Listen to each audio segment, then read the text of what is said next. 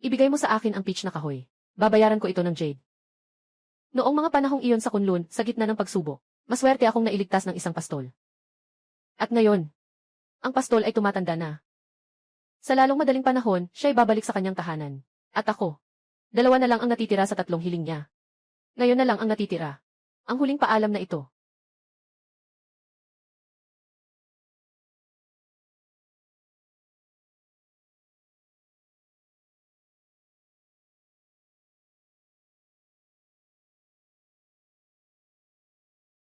Papa. Pastor N. Bakit ka nakaranas ng ganitong sakuna? Namatay ang dalawang paa dahil sa aksidente sa sasakyan. At saka, nasaktan ang ugat. Ito ay para sa ating supamilya, na mawalan ng mga anak at apo. Aking panahon ay malapit na. Magdaranas ng isang malaking sakuna. Naghanap ako para sa iyo, ng asawa na tugma ang kapalaran. Kailangan mong pakasalan siya, upang malutas ang ganitong sukdulang kapahamakan ng pamilya Xu. Mangyaring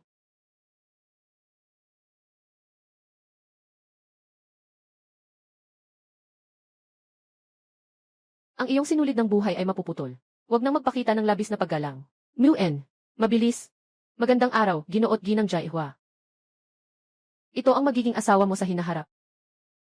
Matanda na ang lolo mo, nalilito na. Naniniwala ka talaga sa babaeng ito, na kayang baguhin ang kapalaran ng binata. Lolo. Ako'y parang isang inutil na nga. Ano ang silbi ng pagpapakasal sa kanya ngayon? Tama si Muen. Napasok siya. Anong pwedeng baguhin? Sino ang nakakaalam? Baka naman para sa atin siya. Sa kayamanan ng pamilya Xu. Tama na. Sapat na. Tungkol dito. Walang pag-uusap. At saka, pagpasok ni Jaihua. Siya na ang bagong pinuno ng pamilya ng Xu. Lahat. Dapat siyang igalang. Huwag labagin ang kanyang kagustuhan. Lolo. Siya. Kailangan mong ibigay ang pamilya Xu sa isang estranghero. Magpahinga na kayong lahat. Mayroon pa akong sasabihin. Kailangan kong ipaalam kay Ginoong Jaihua.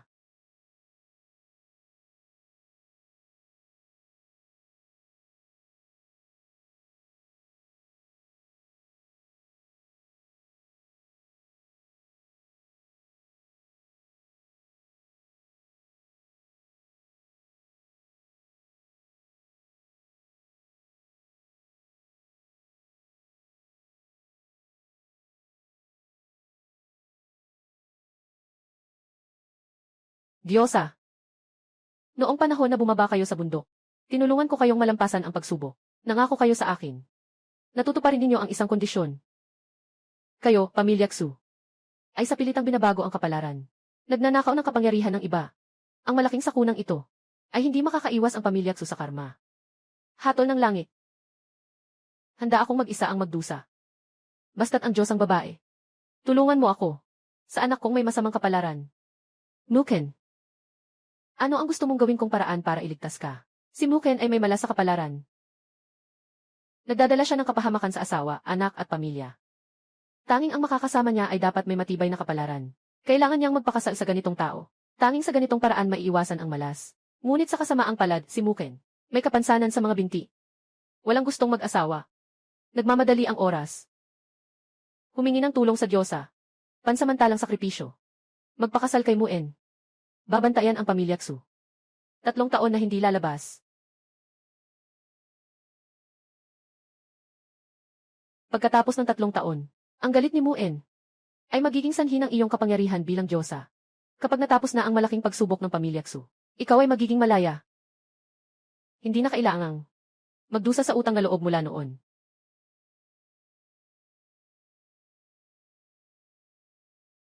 Sige na. Mananatili ako sa pamilya Xu. Hindi lalabas sa loob ng 3 taon. Pero kung malalampasan mo ba ang pagsubok na ito, nasa inyo na ang tadhana ng mga tagapagmana ng Xu. Sa inyong sariling kapalaran. Salamat sa Diyos na babae. Ginamit ang kasal para itali ang Diyos na babae. Sa loob ng 3 taon. Kung magagawang palambutin ni Muen ang puso gamit ang tunay na damdamin. Maaari rin niyang mapalugod ang Diyos na babae, at mapanatili ang mas mahabang pananatili sa bahay ni Xu. Bigyan ng proteksyon ang pamilya ni Xu sa loob ng isang siglo.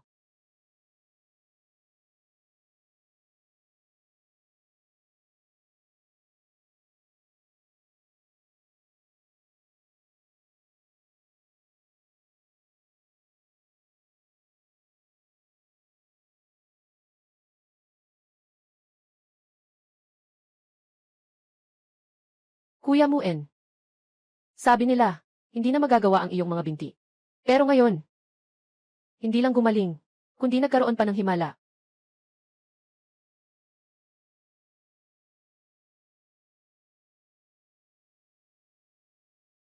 Hindi rin naman nangyari yan. Kung hindi ka bumalik sa akin. Matagal ko nang sinasabi. Isa kang swerte sa akin.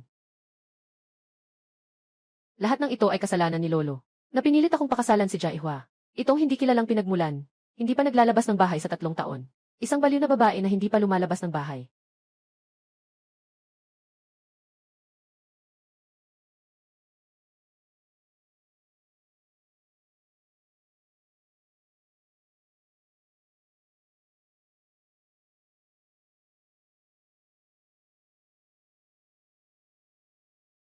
Malapit na ang 3 taon. May 11 araw na lang. Kung nakita mo na, kaya't magmadali ka. Pirmahan mo na ang kasunduan sa paghihiwalay. Umalis sa bahay ni Xu. Gusto kong pumasok ng maayos. Hindi ako sang-ayon. Inumin mo na ang gamot ni Zen. Kakatapos lang ng sugat mo sa binti. Kailangan pang palakasin.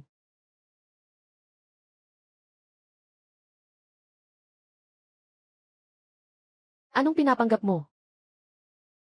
Matagal ko nang ininom itong gamot. Napatunayan na ng tao. Wala namang ibang layunin kundi magpaloko. Sabi ng Diyos ng walang hanggang buhay sa Mount Kunlun, na ang paa ni Muen ay gumaling dahil sa akin. Ako ang swerte ni Xu. Ako lang ang makakatulong kay Muen, ang taong nagwawasak ng sumpa. Sinasabi ng Diyosa ng mahabang buhay. Xu Muen, sadyang nagdadala ng kapahamakan sa asawa, anak at tahanan. Ikaw, isang karaniwang tao, ay hindi kayang tiisin ito. Kung ayaw mong mamatay, sinasabihan kita, umalis ka agad sa kanya. Sa buong kontinente ng 9 provinces, walang sinuman ang may lakas ng loob na magmalupit sa Diyos babae. Ikaw ay nagmamaliit ng ganito. At ginagamit mo pa ang ganitong mapanirang salita na mangkukulam kay Kuya Muen. Hindi ka ba natatakot sa parusa ng langit? Jaihua, nagmamalupit ka sa bahay ko sa mga nakaraang taon, kung hindi dahil sa lolo ko. Matagal na kitang pinalayas na ako sa bahay. Kung patuloy kang magbabaluktot at ayaw maghiwalay, huwag kang magalit kung hindi ako magiging magalang. Walang pangangailangan na magmadali sa diborsyo. Ang galit sa iyong katawan ay hindi pa ganap na nawala. Kailangan pa itong patatagin. Kung hindi, maaaring muling mawalan ng kakayahan ang iyong mga binti. Huwag kang magpakadramatiko. Umalis ka dito. Narito ang sabaw na. Niluto ko gamit ang aking espiritual na kapangyarihan. Kung hindi dahil sa mga taong ito, ang aking kapangyarihan, paano niya muling tumayo?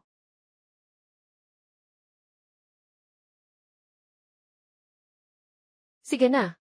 May 11 pang araw. Pagdating ng oras, ang alitan namin ni Xu. Mula ngayon, sakseking. Umalis ka na. Machen, bakit palagi kanyang binabalaan? Una, sinasabi niyang ikaw ang swerte na malas, na nakakasira sa tao. Tapos sinasabi pa niyang ikaw ay magpaparalisa. Siguro umaasa siya, na hindi mo siya husgahan. Ang kasal na ito. Nakapagdesisyon na ako. Nuken, may isa pa akong bagay na hindi ko sinabi sa iyo. Buntis ako. Tutu. Miyan. Tama ang sinabi ng Diyosa ng buhay. Ikaw ang swerte ng pamilya namin.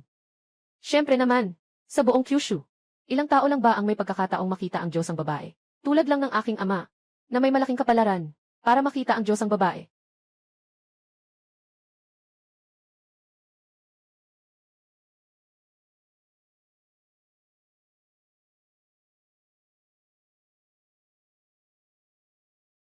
Ginooy asawa. Ang yelo at tubig mula sa bundok Kunlun na hiniling mo, ay nandito na. At mayroon pa, ang mga bulaklak ng yelo mula sa bundok Tayanshan na hiniling mo, at ang huangjing mula sa ulap, at iba pang mahahalagang halamang gamot, ay natagpuan na rin. Ngunit lahat ay mga pangalawang klase. Ipagpatuloy ang paghahanap. Ginoo. Lahat ng ito ay mula sa pamilya Xu. Mga mahal na halamang espiritu. Hindi pa nga ginagamit ng matandang babae. Paano magiging pangalawang klase? Gusto mong sirain ang pamilya Xu. Jaihua. Sa loob ng 3 taon, pinapabili mo ang mga tao ng mga mamahaling halamang gamot at nagdesisyon ka ng mag-isa gamit ang pera ng pamilya Xu para sa donasyon at kawanggawa na nagpapanggap na nagkakaroon ng kabutihan. Hindi ko rin nakita na nagkaanak ka para sa pamilya Xu ng isang lalaki at kalahating babae. Ang kayamanan ng pamilya Xu ay talagang dahil kay Xu Zhenjie na nagbago ng kapalaran. Magbigay ng kaunting kayamanan at gumawa ng higit pang kawanggawa upang maibalanse ang kapalaran. Kahit pa nga, yung mga bagay na gusto ko ay mga bagay na dalisay at malinis. Na kayang linisin ang masamang enerhiya sa katawan ni Xu Muen. Na makikinabang ang pamilya ni Xu.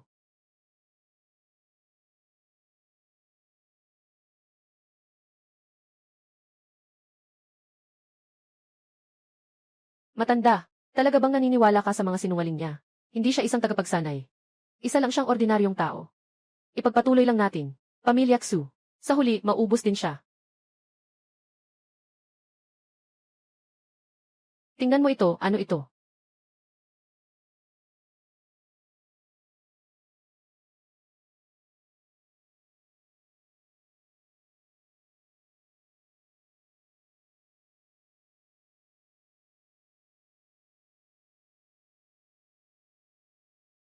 Kaya pala.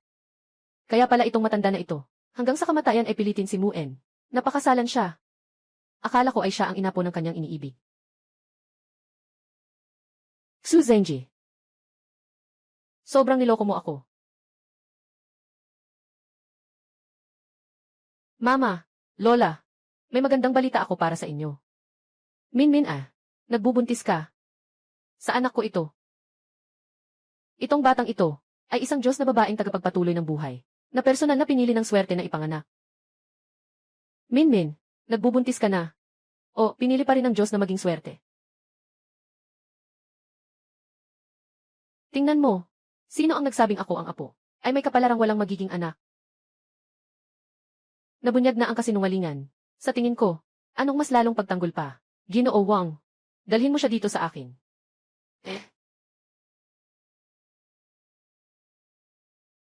Dalhin mo siya pataas. Hindi ka pa rin tatahimik. Xu Muen. Pinayuhan na kita. Sa loob ng 3 taon, hindi mo maaaring ibunyag ang Yangqi. Kasama ang iba sa kwarto. Hindi ka nakikinig. Ngayon, nalabag mo ang iyong pangako. Kahit na natapos na ang panahon, ang iyong masamang kapalaran ay babalik pa rin. Tumahimik ka. Si Mian ay mailaman na sa tiyan. Buntis ako sa aking anak. Ang sinasabi mo, na malas sa supling, lahat ng iyon ay kasinungalingan. Nanay, matagal ko nang nararamdaman na si Mian ang swerte ng ating pamilya. Kakatapos lang niyang bumalik, tumayo ang mga binti ni Muen. Ngayon, muli siyang nagdadalang tao. Nasira ang pamilya Xu. Sumpa na walang magulang na magmamana.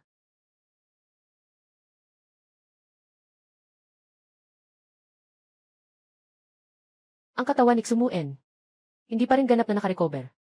Hindi posibleng magbuntis. Sa tiyan niya. Hindi ito dugo ng pamilya Xu. Anong sinasabi mo? Muen. Masyadong masakit ang tiyan ko.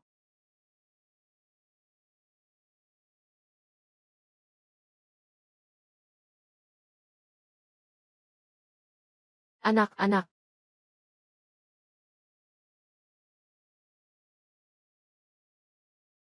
Kanina. Bakit hindi nakikinig ang mga binti ko?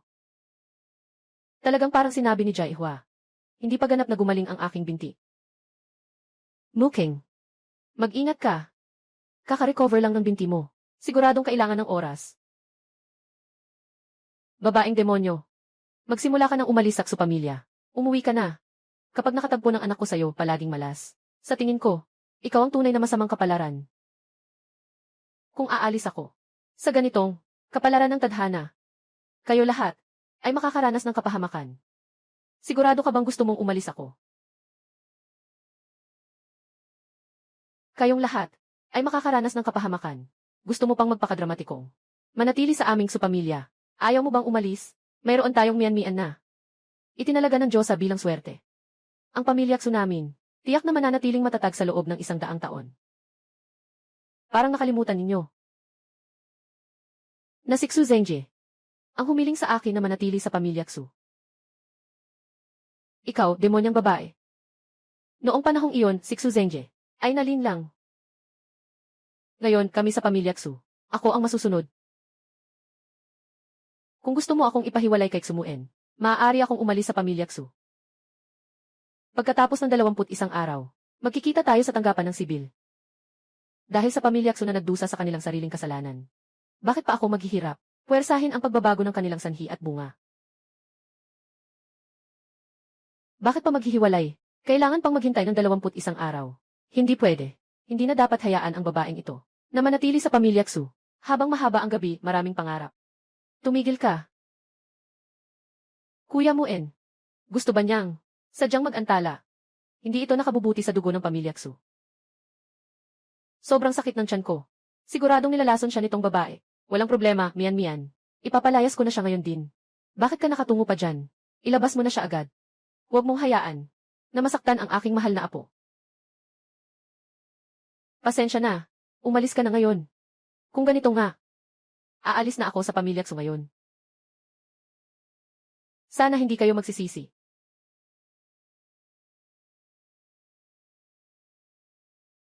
Ayan, Gil. Jaihua, noong mga taon na iyon, dumating ka sa Xu na walang dala. Ngayon ay dapat umalis na walang dala. Sa Xu na pamilya. Wala kang bagay.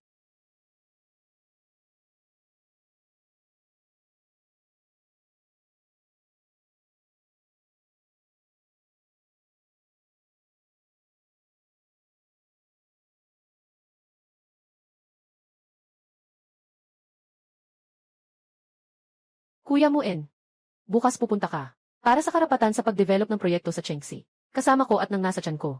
Itong maliit na maswerteng bituin. Tiyak na makakamit mo ito. Tama ang sinabi ni Mian Mian. Proyekto sa West City. Napakahalaga nito para sa amin, ang pamilya Xu. Sa mga nakaraang taon, hindi na apektuhan ang negosyo ng pamilya Xu. Kahit kailan. Tingnan natin kung paano pa siya magpapaliwanag. Kung anong dahilan pa ang masasabi niya na sinasabi mong ikaw ay swerte sa kapalaran. Tia, maghanda ka na ng hapunan. Para kay Mian Mian, bigyan mo siya ng magandang pagkain. Ngayon, si Mian Mian ay may dalang mahalagang sanggol mula sa pamilya Xu. Magsimula ka na. Bakit ka pa nakatunganga? Hindi ka pa rin ba gustong manatili sa pamilya Xu? Kung aalis ako, ikaw ang unang natatamaan ng masamang enerhiya. Ikaw yun. 3 taon ka nang hindi lumalabas sa pamilya Xu. Akala mo kung sino ka? Na isang diyosa ng proteksyon sa bahay.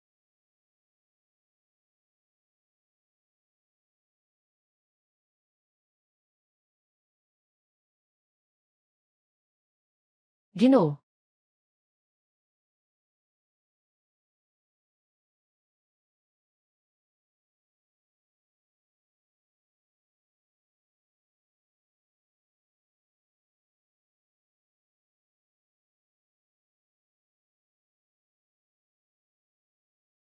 Ang dami ng pagkain ngayon, ha? Kamakailan lang ang tag-ulan. Normal lang ang kulog at ulan. Sabi ng master, sa kapalaran ko may kayamanan. Kaya't mapoprotektahan niya ang pamilya ni Xu. Tama, tama. Nuken, mabilis, umupo ka kasama si Mian Mian. Mian Mian, nasaan ang tita ko? Ang niluto niya ay lahat ng paborito mong pagkain. Nuken, nasaan si Mian Mian? Nabasag mo ang sumpa ng kawalang hanggan mo. Siya ang pinakamalaking swerte ng pamilya Xu. Kumain ka. Dito sa bahay. Nawala na ang malungkot na babaeng iyon. Talagang mas magaan na ang pakiramdam.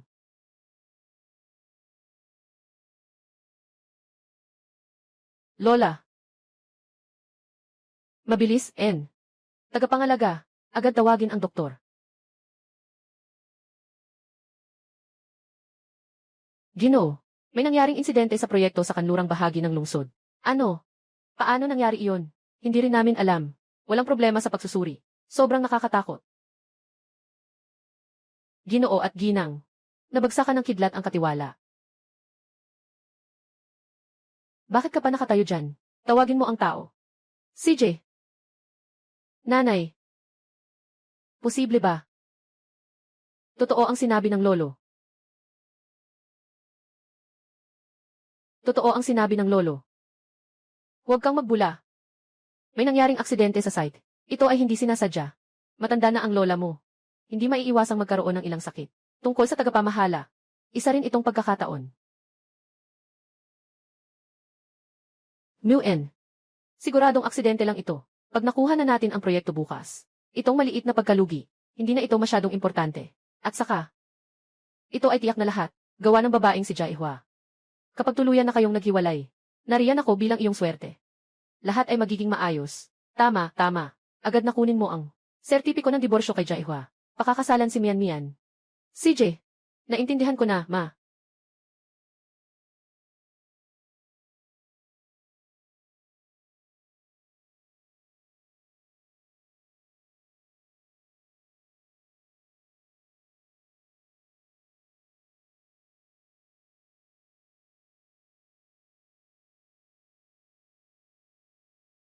Ginoong Jaihua.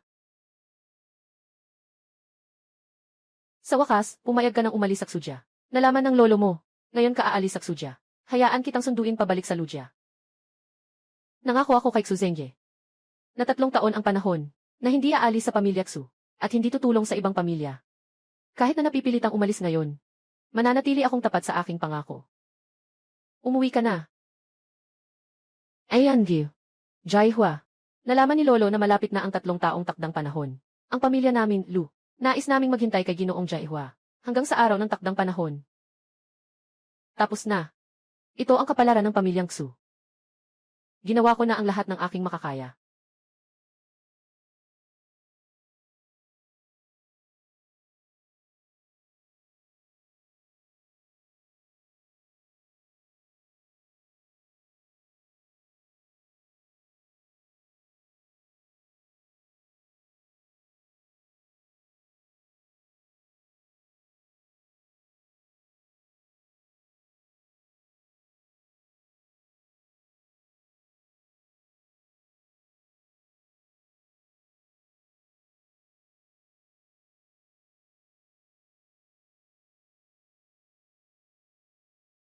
Kapatid, ito ang Diyosa.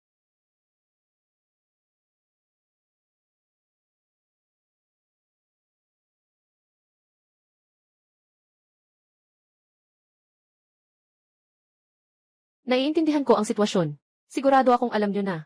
Hindi pa natatapos ang 3 taong takdang panahon. Wala akong maitutulong sa inyo. Masaya na kami na nandito ang Diyosa. Sapat na iyon para sa amin. Naghihintay kami na umalis ang Diyosa sa pamilya Xu. Matagal na tayong naghintay. Sige na. Huwag nang magsalita pa niyan. Dalhin mo na ang Diyos ng gabi. Pumasok na kayo sa kwarto para magpahinga. Sa mga araw na ito, dapat ay maayos ang pag-aalaga. Hindi pwedeng magkamali. Dapat ay malinaw sa inyo. Kung ako'y mananatili, kahit na ito ay mataas na uri ng Kenshan Snow Lotus, o 100 taong gulang na tsaa, uminom lang ako ng lokal na produkto. Kung hindi ito makakapagpasaya sa akin, huwag na sanang pilitin. Huwag mag-alala, Diyosa. Ang mga bagay na hiniling mo, ay inilagay ko na sa iyong kwarto. Kung may kailangan ka pa, sabihin mo lang. Mahal na Diyosa, pakiusap.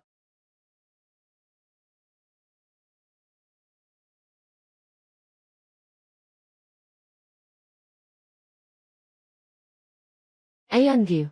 Jaihua. Ang kalidad ng mga espiritual na damo na ito, ay okay lang, di ba? Okay. Sige, magpahinga ka muna. Hindi na kita istorbohin.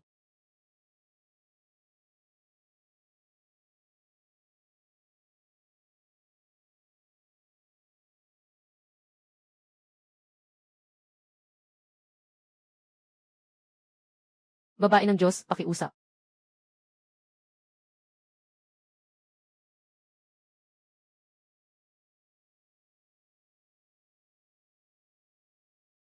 Kuya, ikaw ay isang mortal lamang. Ngunit kailangan mong personal na umakyat sa tuktok ng bundok Kunlun para mangolekta ng mga espiritual na damo at tubig ng niebe.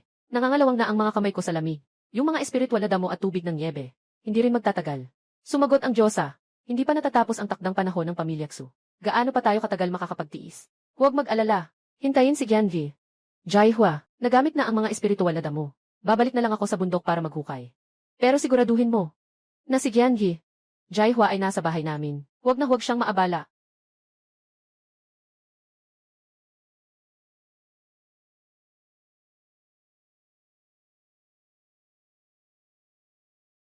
Kuya, ito ay iniwan sa akin ng lola. May halaga pa ito. Kunin mo ito at ipalit sa pera. Para sa Diyosa, magdagdag ka ng ilang damit at alahas.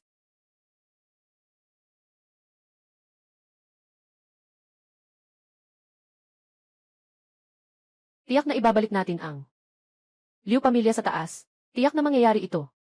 At bibilhin muli ang iyong pulseras.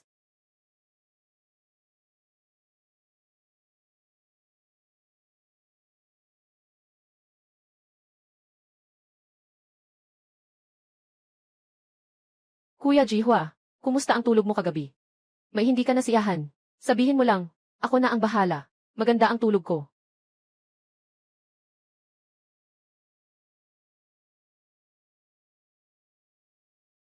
Jaihua, huwag mong akalaing pagdating mo sa Lu pamilya, hindi na kita mahahanap. Sumuen. Hindi ito ang lugar para sa iyong kalokohan. Lu Chengs, nabankrupt na ang pamilya nyo. At nagtatagal na lang. Maniwala ka sa akin o hindi, ay makakapagpaalis sa inyo, pamilya Lu, sa buong Juzhou. Ang masamang gawa ay tiyak na nagdadala ng kapahamakan. Ikaw at si Jaihua ay dati ng legal na mag-asawa. Ngunit nagkaroon ng pagtataksil sa loob ng kasal. Paano? Ngayon ay may mukha ka pang lumapit sa kanya. Ang hindi minamahal ang siyang ikatlong partido.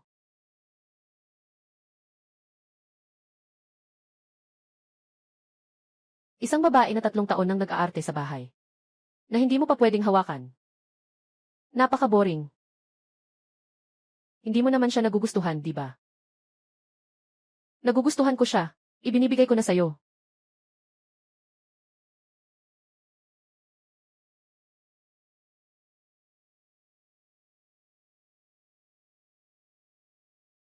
Jaihua, pinipilit kita na. Agad na sumama sa akin sa opisina ng Civil Registry para sa diborsyo. Pagsisisihan ninyo ito. Sumuen. Dahil sa proteksyon ng kasal na ito. Nakatayo ka rito at nakikipag-usap sa akin.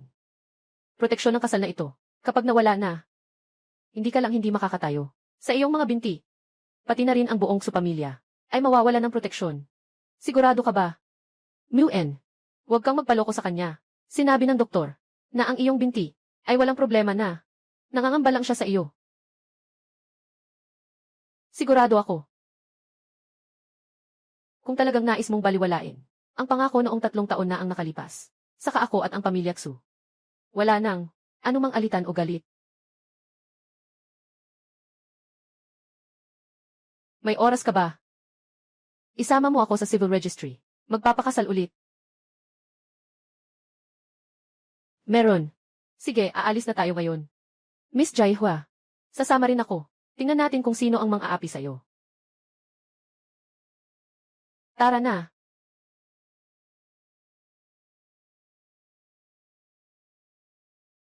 Ayon sa batas, magparehistro. Masigasig na serbisyo. Mainit. Hawak.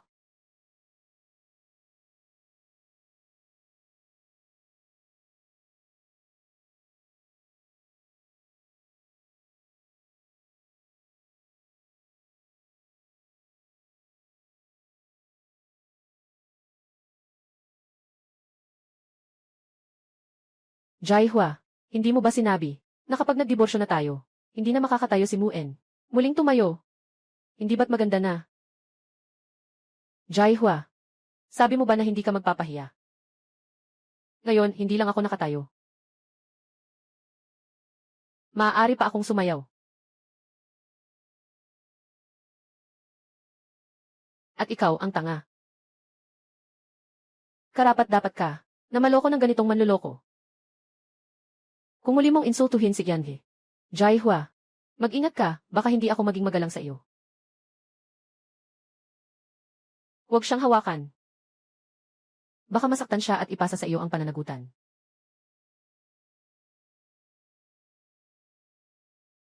Tara na.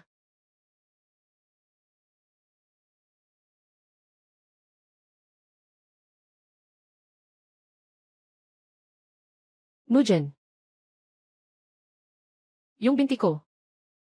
Bakit wala na akong pakiramdam?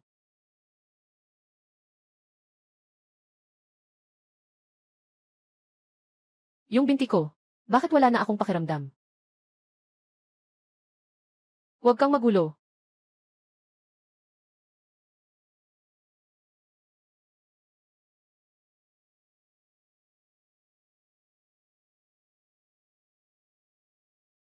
Tingnan mo. Sinasabi ko na siya ay isang sinungaling. Tungkol sa aking binti. Walang kahit anong nangyari. At ikaw. Ikaw nabasag ang negosyo, mabahong pulubi. Tamang-tama sa sinungaling na ito. Suwabe silang dalawa. Kayo, pamilya ng Lu. Kahit papaano, dati ay pinakamalaking pamilya sa buong 9 provinces. Ngayon ay nauwi na sa ganito. Na maniwala sa isang manloloko. Kung may plano ka man, pwede. Itaboy mo ang babaeng ito palabas ng bahay. At magpasalamat ka pa sa amin ng maayos. Maaari kong isaalang-alang. Nabigyan si Nuken ng kaunting yaman mula sa pamilya Lu. Hindi ako nananakit ng babae. Huwag mo akong pilitin na lumihis sa aking prinsipyo. Jaihua. Kung sakaling hindi mo nakayanin, maaari kang pumunta sa pamilya Xu at hanapin ako. Pwede kong tignan. Para sa lola. Binibigyan kita ng pagkain. Inge. Bobo na hindi makakita ng mabuting tao. May katarungan ang langit. Kung wala ang proteksyon ng Diyos na babae. Tingnan ko ang pamilya ni Xu. Hanggang kailan ka makakapagpanggap? Ikaw.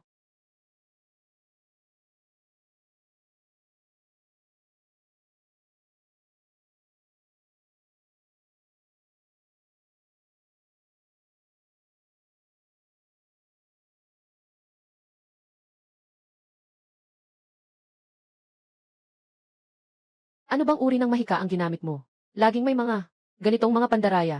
Mula nang maubos ang espiritu ng lupa sa kontinente ng Juzhao. Nagtago na ang mga cultivator. At umiiwas sa mundo. Lahat sila ay mga sinungaling. Tama ka. Tara na. Nawalang bisa ang kasal ko sa pamilya Xu. Na nangangahulugang natapos na ang kontrata. Kailangan nang pumunta sa pamilya Lu. Para tulungan kayong lutasin ang problema. CJ. Matagal na naming hinihintay ang araw na ito, Lu family. Matagal na. Tayo na.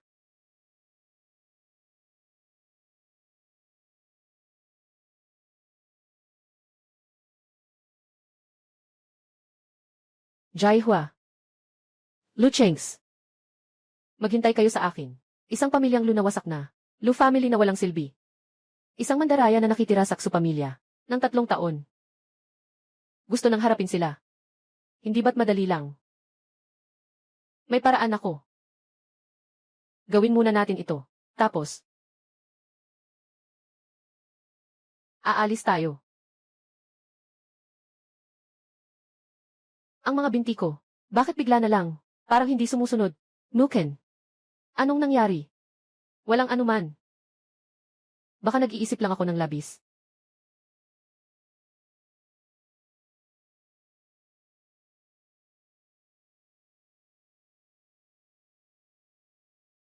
Diyosa. Lolo. Sang-ayon ng Diyosa na tulungan tayo, pamilya Lu. Kayo, pamilya Lu, ay dapat na pinakamalaking pamilya sa Juzhao. Ngunit nang ipasa sa iyo ang yaman, nagsimula ng bumagsak. Sinasabi ng Diyosa na, ako si Lu Zhenming may katamtamang kakayahan. Ang mga nagawa kong kabutihan ay maaaring magpanatili sa pamilya Lu sa loob ng 100 taon. Hindi ito natural na pagpili ng pinakamabuti at pinakamahina, kundi palaging may mga tinatawag na hindi inaasahang pangyayari. Halimbawa, bago magsimula lahat ay maayos.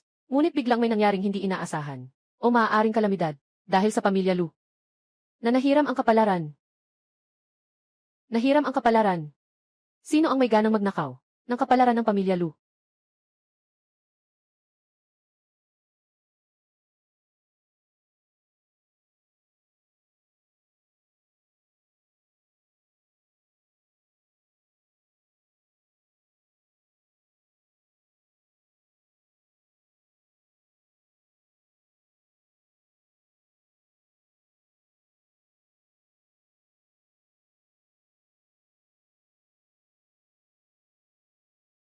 Siya nga ba? Siya nga ba? Lolo. Siya nga. Lolo. 60 taon na ang nakalipas. Ang pinuno ng pamilya Xu, si Xu Zengye. Ay, isang palaboy na nagbabasa ng kapalaran sa tabi ng kalsada. Sinasabing siya, matanggap ang tunay na diwa ng Diyos babae. Kayang kontrolin ang lahat ng bagay. Ako rin ang nagsisi sa aking kawalan ng talento. Sa murang edad, may mataas na pag-iisip. Hindi iniisip kung paano palalakasin ang pamilya, kundi ang magpursige sa pag-aaral ng sining ng panghula. Nag-alok ako ng malaking halaga upang ipasa niya sa akin ang sining ng panghula. Binigyan niya ako ng sisidlan na ito. Nakita niyang may kapahamakan ang pamilya Lu. Kailangan lang ilibing ang sisidlan sa loob ng bakuran upang mapanatili ang pamilya Lu mula sa masamang kapalaran. Sinabi ko na, lahat ng mga pangunahing pamilya sa Juzhou ay mga daang taong pamilya. Bakit biglang yumaman ang pamilya Xu? Dahil pala ito ay ninakaw mula sa kapalaran ng aming pamilya. Diyosa, may paraan bang maalis ito? Kailangan mo ba akong tulungan ang pamilya Lu? Pero, ayon sa mga alituntunin ng Tianshan, dapat tingnan ang pamilya Lu kung kayang bayaran ang mga bagay na gusto ko. Naiintindihan, ang mga nag-aaral ng espiritualidad ay naniniwala sa sanhi at bunga. Kung may makakamit, may mawawala. Kahit na ipahayag ng Diyosa, kahit na kailanganin ang buhay ng matanda, walang pag-aalinlangan. Lolo, kung kinakailangan talagang magsakripisyo, hayaan mo na ako, kunin mo ang aking buhay. Ang kuya ay ang kinabukasan ng Lu pamilya. Simula pagkabata, mahilig na ako kumain. Wala namang pakinabang sa Lu pamilya. Gusto ko ang Lu pamilya. Aking buhay. Kunin mo kahit anong gusto mo. Gusto ko ang pamilya Lu. Gusto ko ang kapalaran ng pamilya Lu na maibalik. Lahat ng kita sa loob ng 10 taon. Walang natira. Lahat ay idodonate. Huwag sabihin na ito ay kita sa loob ng 10 taon. Kahit na, lahat ng kita ko sa buhay ay idodonate. Gusto ko rin. Basta't ang mga inapo ng Lu. Huwag nang magdusa sa mga malisyosong tao. Ang swerte ng Lu pamilya ay sumapit sa loob ng 100 taon. Ang mga natamo sa loob ng 10 taon ay ibigay. Sapat na upang balansihin ang kapalaran ng susunod na henerasyon. Lalo na't ang pagbawi ng kapalaran. Hindi ito nangyayari sa isang iglap. Kailangan ko pang manatili sa Lujaya ng mas matagal. Mag-alala ka, babae ng Diyos. Kahit gaano pa kahirap o kayamanan ang Lujaya. Hindi magpapahintulot sa'yo ng kahit anong sama ng loob.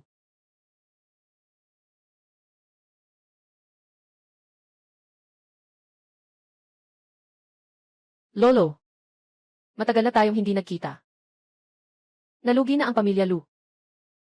Bakit nandito pa kayo sa ganitong kalaking villa? Ano ba talaga ang gusto ninyo?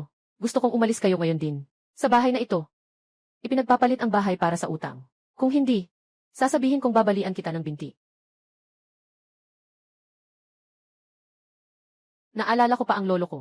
Noon, nakikita niya na kawawa ang Lu family. Nagpahiram sa inyo ng Lu family. 3 milyon ang pondo. Bilang pondo sa proyekto. Ngayon, dapat na bang bayaran? Ikaw ang bunso ng pamilya Xu. Noong buhay pa ang lolo mo, ako ay nagpapasalamat sa kanya. Sa kanyang pagiging bukas palad sa pamilya Lu. Ngunit sa ngayon, mukhang ito'y para sa sariling kapakinabangan. Nang aabuso sa pangalan. Matandang tao. Huwag nang magbalik ng kabutihan sa masama. Ngayon, ang pamilya Xu. Ako ang may kapangyarihan. Kailangan mong iwan ang pera dito. O kaya ay umalis sa villa na ito. Sobrang nananakit ang pamilya Xu. Dahil gusto ng pamilya Xu, ang bahay na ito. Iyan ang ibigay sa kanila. Ang bahay na ito, sino mang tumira dito ay kukuha ng kapalaran ng kanilang pamilya. Si Xu Muen mismo ang nagdala dito. Iyan ang kapalaran ng pamilyang Xu. Ngunit, ito ay para sa pamilyang Lu. Luma ng ancestral na bahay. Makinig sa salita ng Diyosa, ipagkakaloob namin ang bahay na ito sa kanila. Mag-alala ka, Diyosa, kahit na hindi namin ito ibibigay, hindi ko kailanman gagawin, na mapahamak kayo kahit kaunti. Lu Chengs, hawakan mong mabuti ang lalagyan na ito. Tayo na.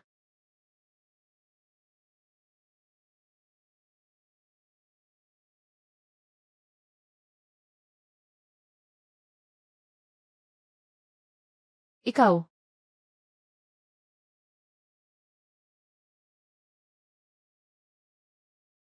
Dahil ang bahay na ito ay sa pamilya namin, Xu. Kaya sa loob ng bahay na ito, lahat ng bagay ay pag-aari ng pamilya Xu. Ang ipinagbabawal na sining ni Xu Zengje, tanging ang kanyang mga inapo ang makakasira nito. Ngayon, ang garapon na ito ay sinadyang ibinagsak ni Xu Muen. Ito ang kaparusahan ng pamilya Xu. Tara na. Isang manloloko. Kayo, Pamilya Lu. Akala ko'y isa ka ng bisita sa mesa. Muen. Maganda itong villa ng Pamilya Lu. Talagang maganda. Mas mabuti pang gibain na lang lahat. At muling ayusin. Gawin nating bahay kasal, okay ba? Okay. Siyempre. Yung sinungaling, kailangan ng pinakamaganda sa lahat ng bagay. Ngayon, ang Pamilya Lu, wala nang matirahan. Paano pa niya maibibigay sa kanya ang buhay na gusto niya? Kung siya, sa bahay ng Lu, hindi na kasing ganda ng dati ang buhay. Siguradong darating siya para humingi sa akin. Sa oras na iyon, titingnan ko kung paano siya magpakita ng mayabang na mukha.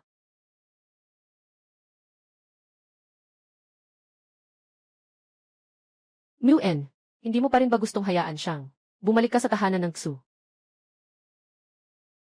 Mian. Ayaw ko lang sa kanya, isang mayabang na mukha. Mas ayaw ko kay Lolo, na pinipilit akong pakasalan siya. Ngunit sa huli, ito ang hiling ni Lolo sa kanyang huling sandali. Kung gusto niyang magpakumbaba, alagaan mo na lang siya. Mian. Ikaw at ikaw, ang munting swerte sa iyong tiyan, ay palaging ang pinakamahalaga kong kayamanan. Kung nais niyang bumalik, ikaw ang malaki, siya ang maliit. Hayaan mo siyang maghatid sa iyo araw-araw, ng tsaa at tubig. Hindi pwede. Hindi dapat hayaan si Jaihua na manatili sa Juzhou. Kailangan nating maghanap ng paraan para paalisin siya ng Pamilya Lu. Diyosa, pasensya na at napilitang nandito ka. Huwag mag-alala. Sa pagkain, pananamit at mga gamit, walang anumang kapalpakan. Inutusan ko na ang tao na ayusin ang master bedroom sa ikalawang palapag. Para sa iyo.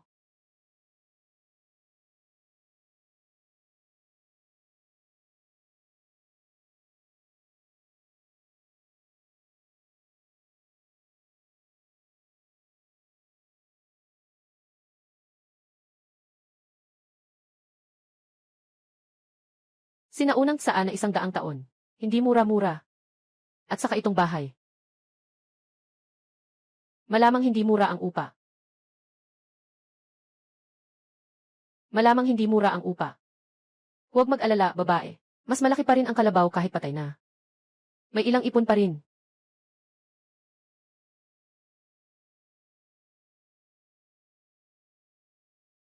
Hindi pa ako nakakita ng ganito kalaki. Halika, Chengs. Saan mo nakuha ang perang ito? Ibinenta ko yung jade pendant na ibinigay sa akin ng mga magulang ko. Kuya, bakit? Hindi mo ibinenta ang bracelet ko. Magsalita ka ng mas mababa. Huwag hayaang marinig ng Diyosa. Kung hindi, magkakaroon ng pasanin sa isip. Hoy, Ginoong Lu, nanalo tayo. Nakuha natin ang karapatan sa pag-develop ng proyekto sa kanlurang lungsod. Nakuha na natin ito. Sinasabi mo, at lupa na nakipaglaban sa Pamilya Xu. Ibinigay sa atin ang karapatan sa proyekto. Lugar ng trabaho ng Pamilya Xu. Ilang araw na ang nakararaan. Nagkaroon ng malubhang aksidente sa kaligtasan. Kaya't ibinigay sa atin ang karapatan sa pagbuo. Diyosa, ako ang Pamilya Lu. Nakuha ang orihinal na karapatan sa pag-develop ng proyekto na pag-aari noon ng Pamilya Xu. Goddess, ako ang Pamilya Lu. Nakuha ang orihinal na karapatan sa pag-develop ng proyekto na pag-aari noon ng Pamilya Xu. Ang saya. Maraming salamat sa tulong ng Diyosa. Ang galing. Wala akong ginawa. Talaga namang ganito. Ito ay proyekto ng Pamilya Lu. Lolo, tiyak na ibabalik ko ang sigla ng Pamilya Lu. Muling babangon tayo.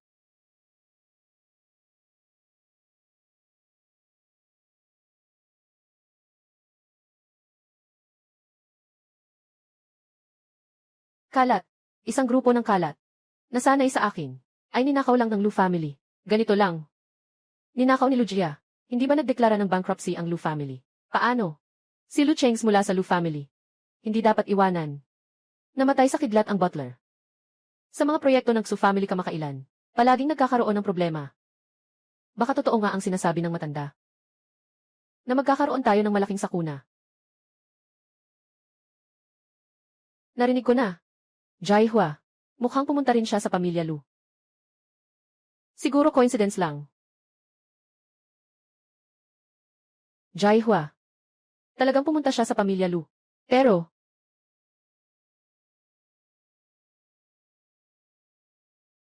nanay, isang proyekto lang iyon. Ano ang maipapahayag nito? Nang nagkaroon ng problema sa proyekto ng pamilya Xu, nandyan pa si Jaihua na babae. Sa tingin ko, siya ang babae na iyon, na nagdala ng problema sa pamilya Xu. Tama, tama. Siya ang nagdala ng problema. Sa wakas, umalis na siya. Sa hinaharap ang pamilya Xu, tiyak na magiging maayos ang takbo. Ginoong Xu, may nangyari. Sa proyekto natin sa Taihua, nagkaroon ng landslide, kahit walang nasaktan. Ngunit ang proyektong nagkakahalaga ng daan-daang milyon, ay nawala ng walang babala. Anong sinasabi mo? Walang silbi. Muen, anak. Binti, anong nangyari sa'yo, anak? Bakit wala siyang pakiramdam? Tawagin ang doktor.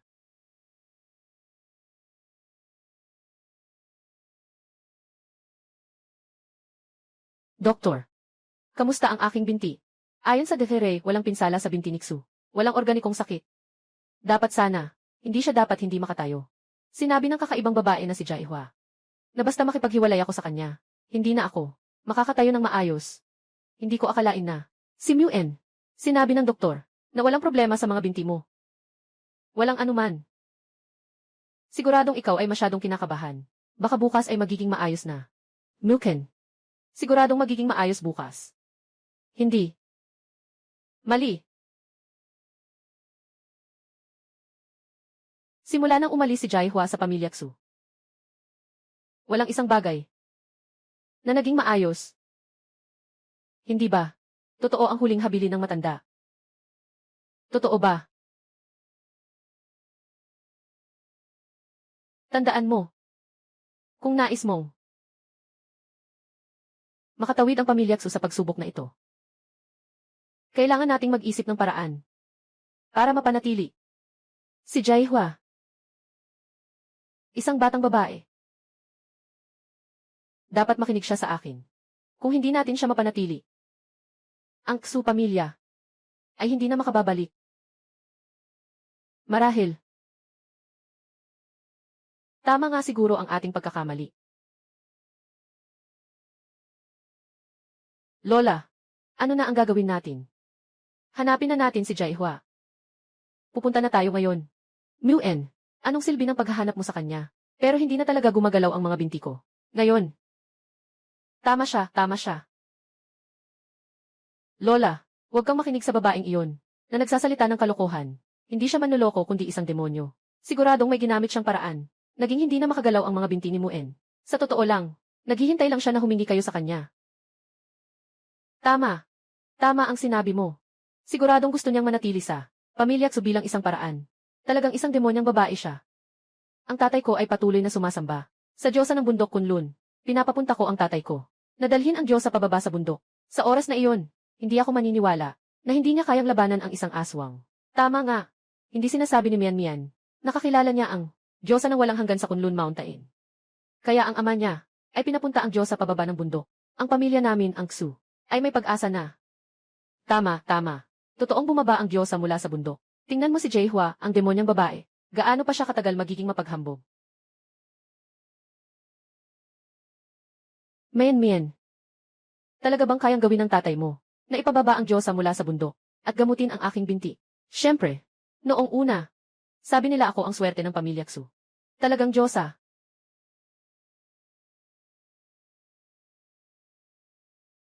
Ayos lang.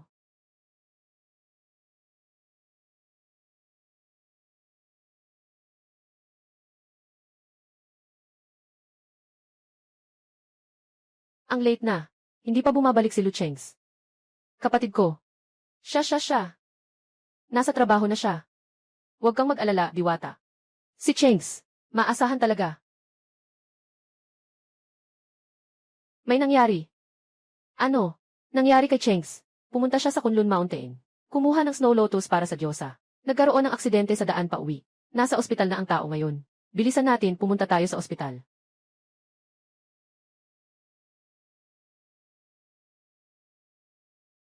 Walang ganitong kapalaran si Luchengs.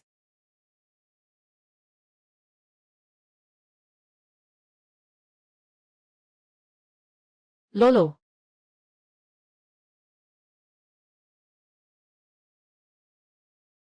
Walang dapat ipag-alala ang Diyosa.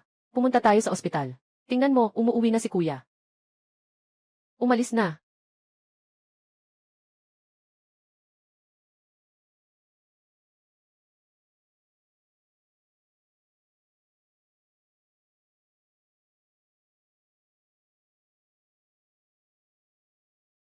Kuya, matagal na kitang hindi nakikita. Bakit ngayon? Nakatira ka na sa ganitong maliit na bahay. Ang aksidente ni Luchengs. Ikaw ang may gawa niyan.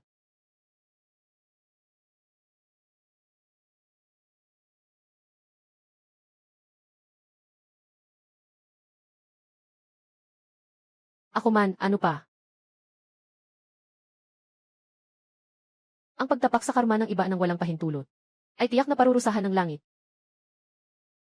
Ang aking senior na babae ay pumasok sa bundok ng mag-isa upang tulungan si Xu na baguhin ang kapalaran. Hindi ba't mas malaki ang pagbabago sa karma ng iba? Ang parusa ng langit ay tiyak na darating. Ikaw na rin ang unang makakaramdam nito. Hindi ko kailanman binago ang kapalaran ng sinuman. Nanglilinlang ang nakatatandang kapatid sa mga multo. Dahil sa patuloy mong pagkamangmang. Huwag mong sisihin ako na hindi kita pinayuhan. Magkakapatid sa guro. Bakit ikaw lang ang makakatanggap ng tunay na kaalaman mula sa guro? Makalampas sa antas ng pagsasanay para sa walang hanggan. Tiyak na gagawin ko ang lahat ng bagay na mayroon ka.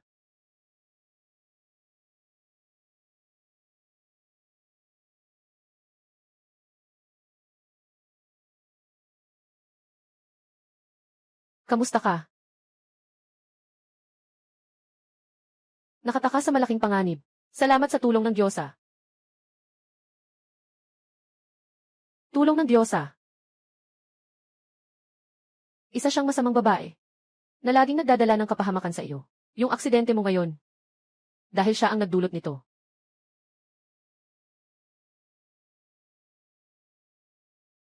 Umalis ka na. Hindi kayo welcome dito. Kahit sino sa pamilya Xu. Lahat ng lu ay nawasak na. Nasa bingit na ng pagbagsak. At gagawin pa rin niya ito para sa babaeng iyon. Pumunta sa tuktok ng bundok Kunlun para sa pakikipagsapalaran. Sa daan pabalik. Nagkaroon pa ng aksidente. Hindi iyon ang babaeng nagdulot. Sino pa ba?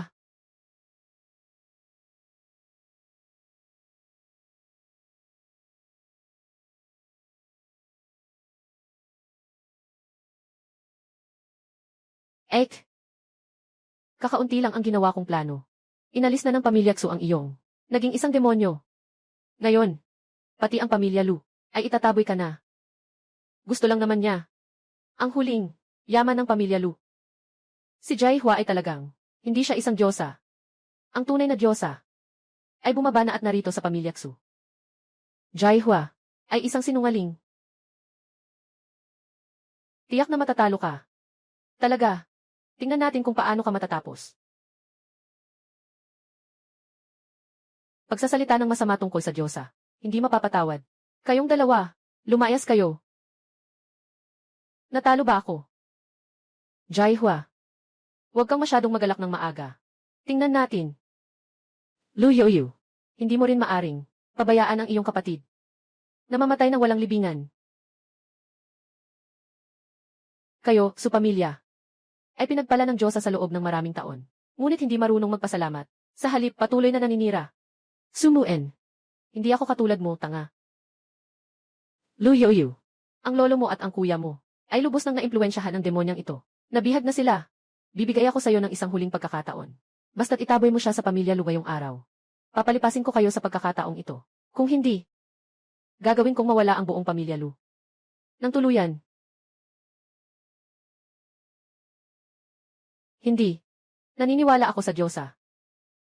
Siya ang nalinlang ng demonyang babae.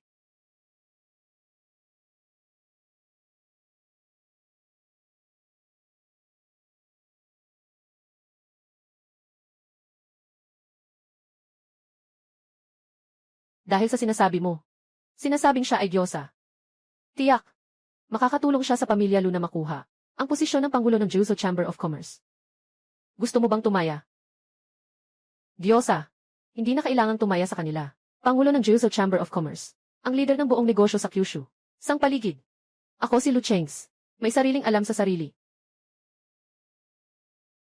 Lu Chengs. Ako si Xujia. May hawak na kalahati ng negosyo sa Kyushu. Sa susunod na buwan sa Hangsheng Chamber of Commerce, Siguradong ibibigay ng dating Pangulo ang posisyon ng susunod na Pangulo sa akin. Sa panahong iyon, papatalsikin ko ang pamilya Lu mula sa Juzhou ng tuluyan. Kayo, pamilya Xu, mukhang hindi nyo kakayanin. Susunod na buwan ay ang pagpili ng Pangulo. Gumamit ka ng mahika para gawing invalid ang aking mga binti. Hindi ba't gusto mo lang akong pakiusapan?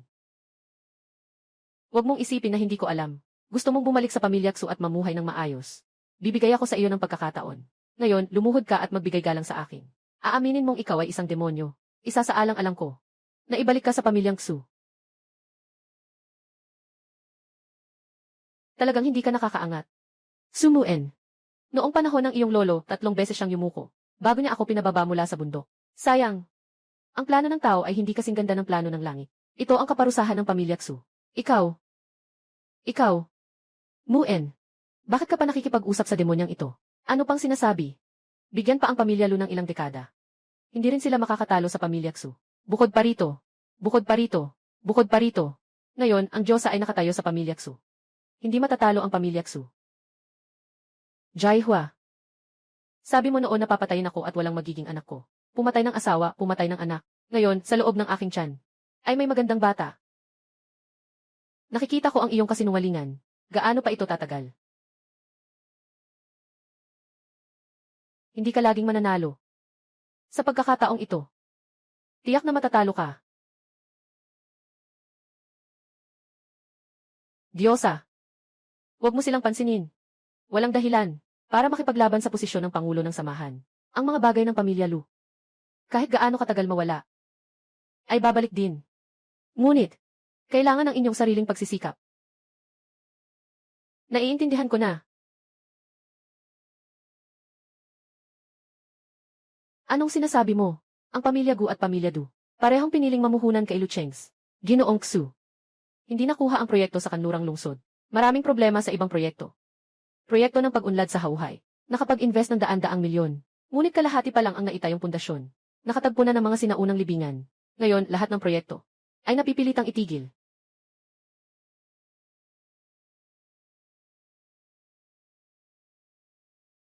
Kung magpapatuloy ito, lahat ng account ng kumpanya, lahat ay magkakaroon ng problema. Sabi mo, Ginoong Jaihua, maaaring siya ang tunay na Diyosa. Ano bang sinasabi mo? Tingnan mo, si Ginoong Jaihua ay nandito sa pamilya Xu ng 3 taon. Sa 3 taong ito, lahat ay maayos sa pamilya Xu. Lahat ng mga proyekto at gawain ay nagiging maayos. Pag-alis ni Qianli, Jaihua, lahat sa bahay ay maayos. Hindi tayo niloko ni Jaihua.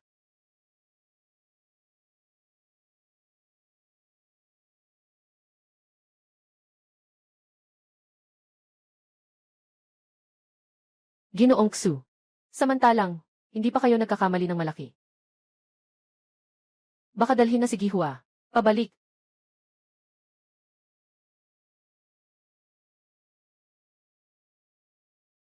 Muen. Kakatapos ko lang kumuha ng isang set ng alahas. Tingnan mo kung maganda. Talagang nakakuha ako ng magandang deal. 3 milyon lang.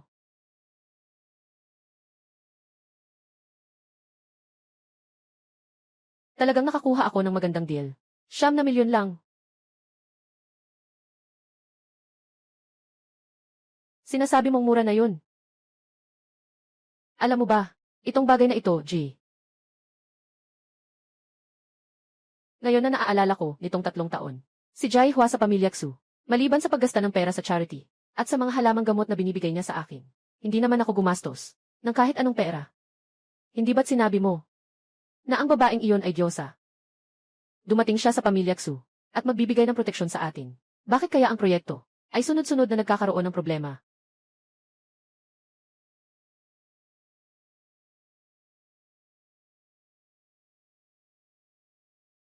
Elman, ito ay lahat dahil kay Jaihua. Yung babaeng iyon ang may kagagawan. Sabi ng Diyosa, basta't makakapag, halal ka bilang Pangulo ng Samahan. Gagaling ang iyong mga binti. At magiging maayos na ito.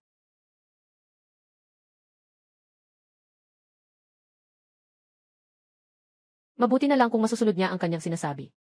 Kung hindi, agad akong babalik kay Jaihua sa pamilya Xu. Huwag kang mag-alala.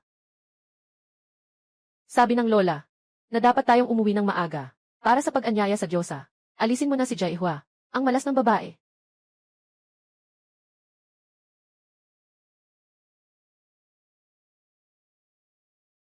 Hello, ma.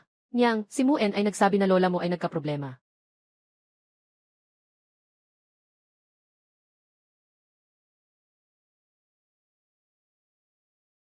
Babaeng Diyosa, asistenta ni Xumuen. Palaging nakatayo sa labas ng pinto. Nais kang makausap. May kailangan. Ayan, Gyu. Jaihua, ang matandang ginang ay may malubhang sakit. Hindi na siya tatagal. Sa kanyang huling sandali, nais niyang makita kayo sa huli.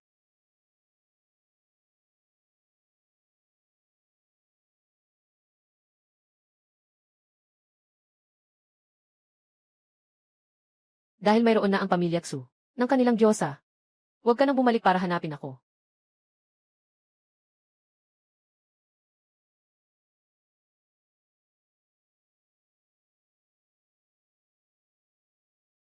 Sabi ng matandang ginang, nangako ka kay Ginoong Xu. Naiingatan ang pamilya Xu. Natapos na ang 3 taong kasunduan. Wala na akong kaugnayan sa pamilya Xu. Hindi na kami konektado.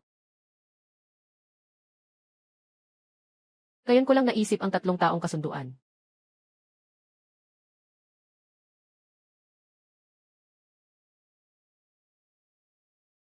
Dahil sa nakaraan nating pagkakaibigan, pakiusap, para sa hiling ng matandang babae na ito. Umalis ka na at sabihin sa matandang babae, na bago siya pumanaw. Makikita ko siya. Maraming salamat, Miss Jaihua. Aalis na ako ngayon. Sabihin mo sa matandang ginang.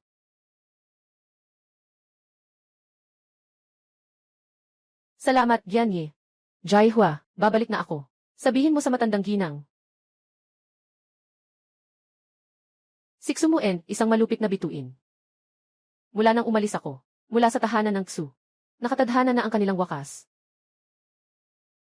Kaya pa nga, si Xumuen ay magagawang agawin ang bahay na nagdadala ng kapalaran ng Lu family. Kumuha noon. Mas mapapabilis ang pagkawasak ng Xu family.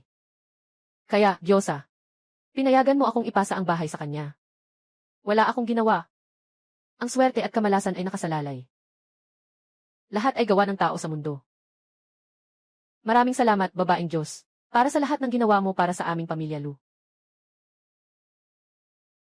Ngunit lamang, kung kailangan mong pumunta sa pamilya Xu, kailangan ko bang samahan ka? Ako na lang ang pupunta mag-isa. Lolo, totoo bang nagkamali tayo? Lola, anong nangyari? Muen. Ngayon ay, nakapaghiwalay ka na kay Jaihua. Pero kailangan mo pa ring mag-isip ng paraan. Hanapin siya ulit.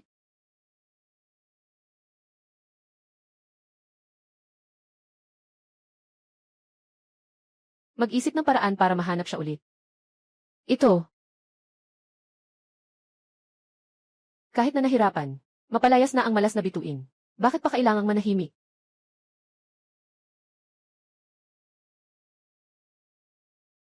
Sabi ko, kailangan siyang mahanap ulit.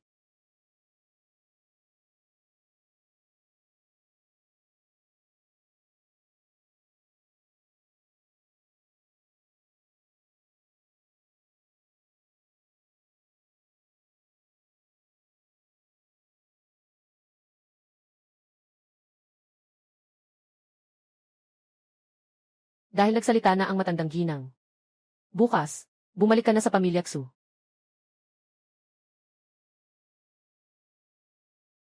Bakit ka pa nakatayo dyan? Magsagawa ka na ng paggalang kay Lola.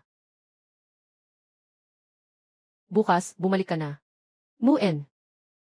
Huwag magkamali ng akala. Nakita ko ang utang na loob kay Xu Zengye. Noong nakaraan, dumating ako upang ihatid ka sa huling biyahe. Tungkol naman sa pamilya Xu. Matagal nang wala akong kaugnayan sa kanila. Jaihua. Nakita ko ang Sa mukha ng matanda.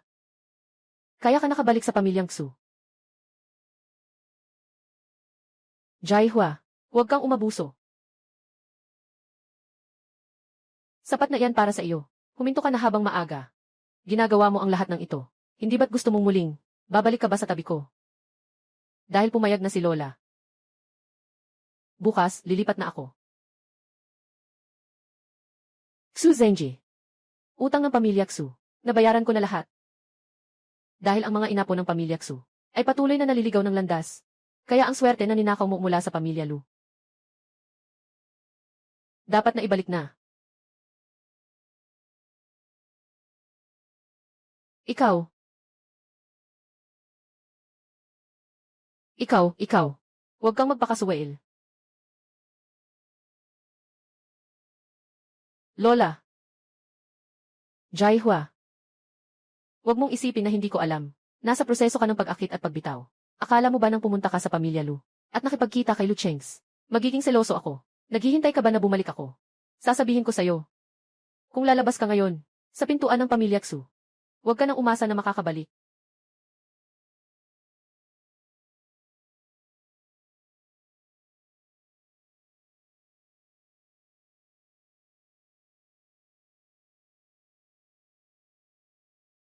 Ikaw.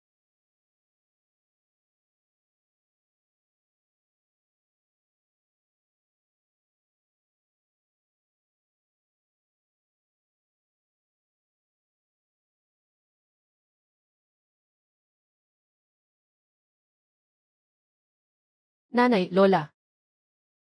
Nanay, Lola. Nanay, Lola. Tawag ng tao. Tao. Kuya, narinig ko na si Gianji Su ay nasa emergency room at namatay sa hindi matagumpay na resuscitation. Iyan ang kanilang kaparusahan.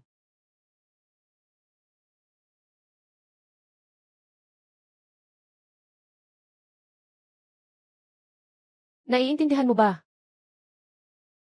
Salamat sa iyong paalala, Diyos ang babae. Gagawin ko na ito.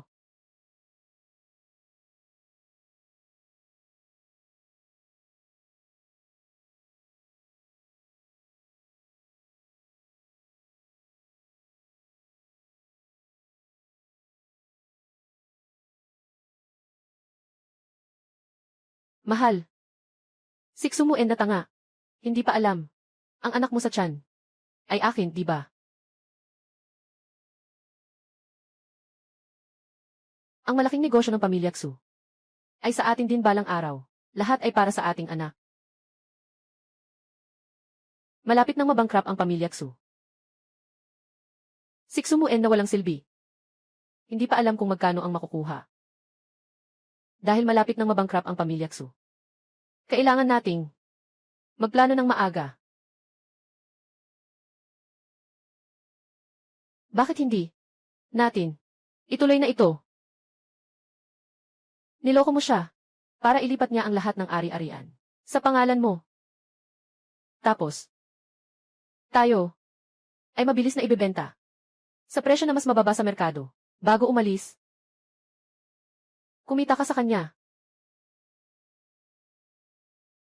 Ganito ba? Hindi mo ba samantalahin ang pagkakataon habang nasa lamay ang pamilya Xu? Hanggang kailan ka pa maghihintay? Baka naman, may pakialam ka sa taong iyon. Totoo na ang nararamdaman ko. Anong sinasabi mong kalokohan? Naiintindihan ko na. Bukas gagawin na natin.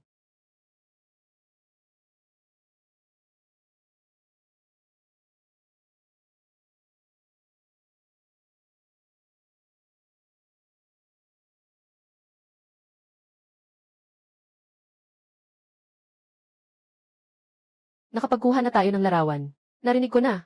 Gusto nilang ibenta sa mababang presyo ang bahagi ni Xu. Sikretong pagbili ng mga bahagi ng pamilya Xu. Naiintindihan.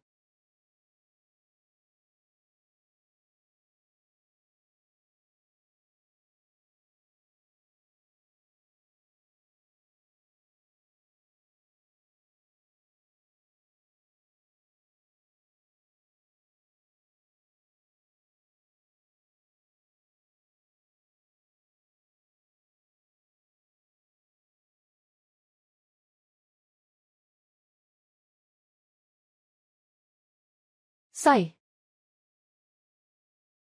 Nanay, kung sana noong una, hindi natin pinalaya si Jaihua.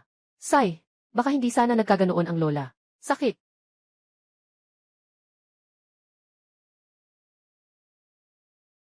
Namatay na ang lola mo. Ngayon, ang pamilya Xu. Sa wakas ay sa atin na ng anak ko. Huwag magbanggit ng mga malas na salita. Pero bakit? Palagi kong naiisip si Jaihua kamakailan. Nandyan siya sa pamilya Xu sa loob ng 3 taon. Tapat at masigasig. Walang ginawa. Nalabis na bagay. Sige na.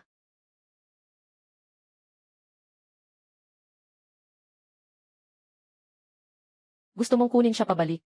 Hindi ko rin siya pipigilan. Tawagan mo siya. Naiisip ko. Pabalikin mo siya mula sa pamilya Lu agad. Nakatira sa bahay ng ibang lalaki. Anong klaseng usapan yan?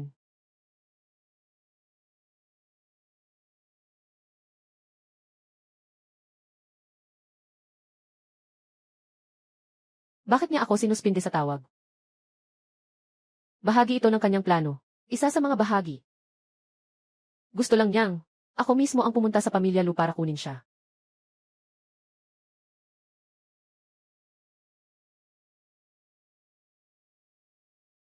Maaari mong kunin siya pabalik. Ngunit, kailangan mong ipaliwanag sa kanya. Si Jingyan, si Mian ngayon, ay nagdadala ng anak ng pamilyang Xu. Maging mataas. Kung gusto niyang manatili sa pamilyang Xu, kailangan lang niyang maging pangalawa sa iyo. Yung babae na walang lumabas ng bahay, baliw. Basta makabalik lang siya. Huwag na nating pag-usapan na magpapakababa. Kahit na maging katulong siya, willing siya. CJ. Kahit papaano ang pamilya Xu, hindi naman siya lugi sa pagkain. Sa susunod na panahon, humanap ng pagkakataon. Dalhin mo siya pabalik.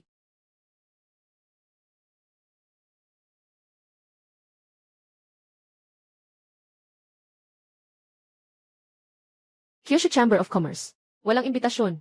Hindi makakapasok. Buksan mo ang iyong mga mata at tingnan. Ako ay, Siksumuen, ang presidente ng Xu Group.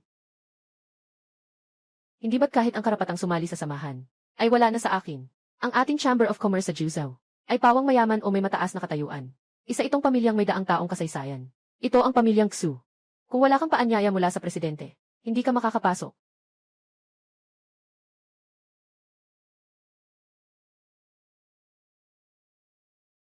Paano kayo nagkaroon ng mukha para dito? Yung mga tao sa samahan na ito, ay pawang mga pamilyang may daang taon ng tradisyon.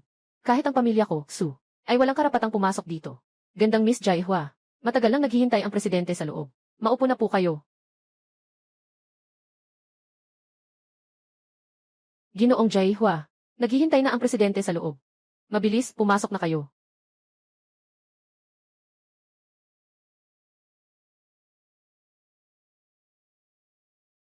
Paano sila makakapasok? At sinasabi pa ang tungkol sa pamilya Xu. Hindi pa nga kilala si Ginoong Jaihua. Siya ay isang walang hanggang samahan ng mga negosyante sa 9 provinces. Siya ang nagtatag nito, isang siglo na ang nakalipas.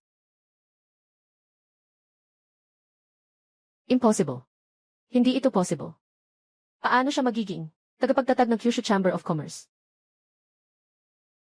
Kung siya ay isang immortal, paano siya magiging handang-handa sa pamilya Tsuko?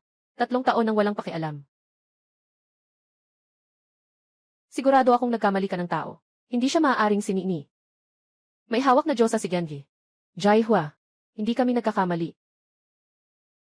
Diyosa. Nandyan ang Diyosa. Siya talaga ang Diyosa. Nasa kamay natin ang batas ng Diyosa.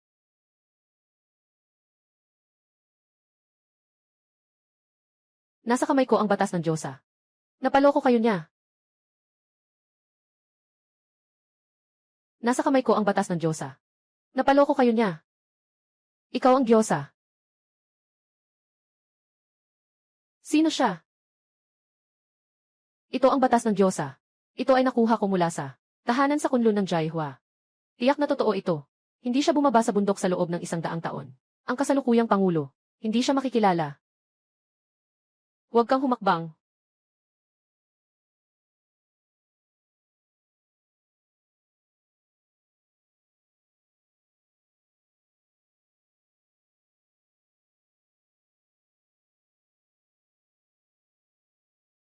Magpakita sa Diyosa.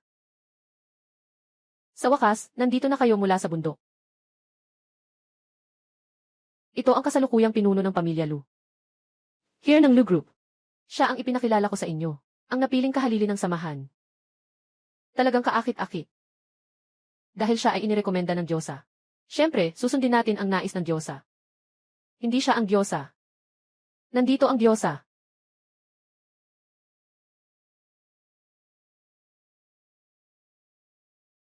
Narito ang utos ng Diyosa.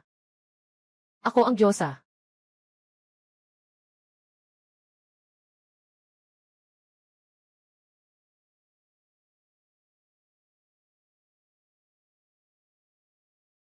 Utos ng Diyosa. Talagang utos ng Diyosa.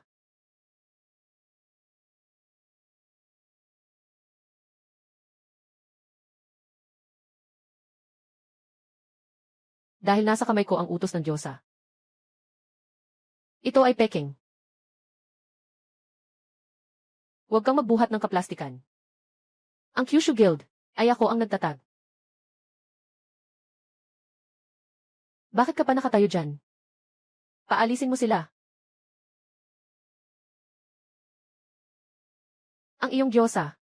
Maaari bang suriin muli?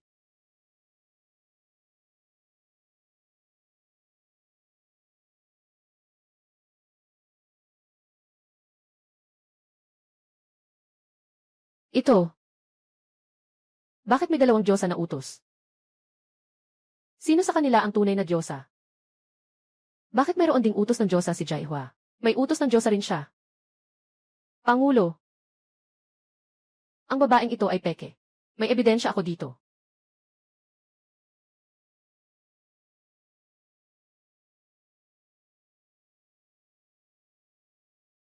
Ang babaeng ito ay aking ex-asawa.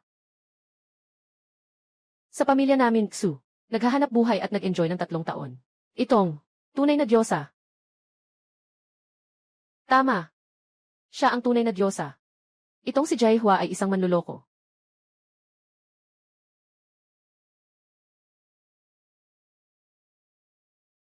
Paano makakapag-asawa ang isang Diyosa? Akala mo'y magpapanggap na Diyosa. Kung ganito nga, magpaalam na kayo.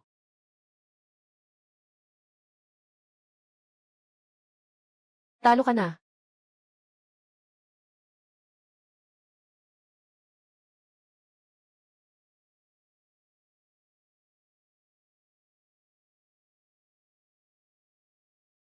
Kayo talaga. Hindi niya nakikita ang tunay na halaga. Order ng Diyosa. Isa lang yang isang plaketa. Ako ay mula sa Kunlun Shandong na tahanan. Marami pang iba. Nakaayos pa nga. Jaihua.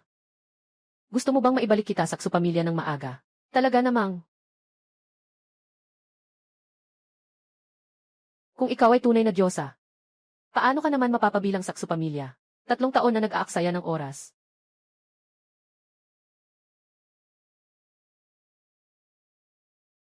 Sige na, tigilan mo na yan. Dahil pumanaw na ang lola. Pumayag na rin si mama. Bumalik ka na. Si Mian ay lumalaki. Ikaw ay maliit. Sa kabila ng lahat, si Mian ay ating pamilya. Sa loob ng tiyan. Nagdadalang tao pa ng lahi ng pamilyang Xu.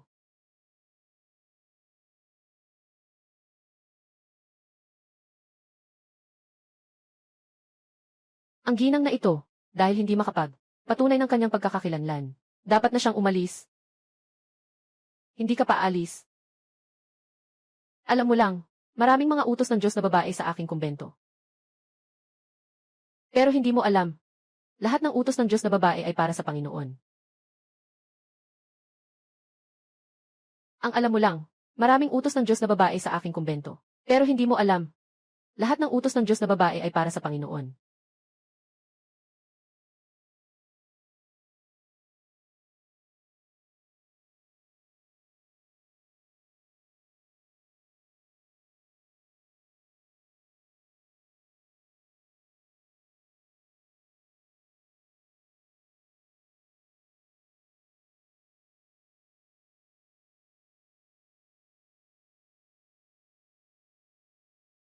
Ang utos ng Diyos na babae ay para sa Panginoon. Lihim na sulat mula sa bagong halal na presidente. Tiyak na may paabiso.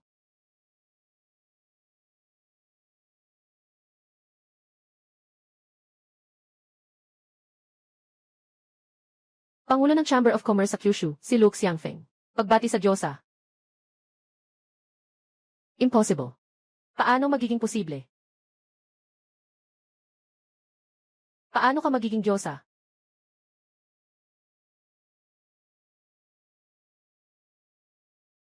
Talo ka. Jaihua. Dahil natalo na ako. Huwag mo nang asahan pang manalo.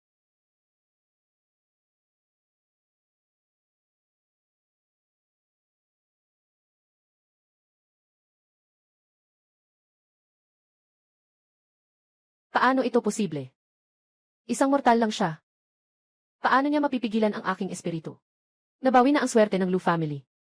Isang taong may swerte na nakadikit sa kanya. Hindi mo siya masaktan kahit kaunti. Paano mangyayari yon? Nabangkrap na ang pamilya Lu. Saan ka kukuha ng swerte? Sumuen. Kailangan pa kitang pasalamatan.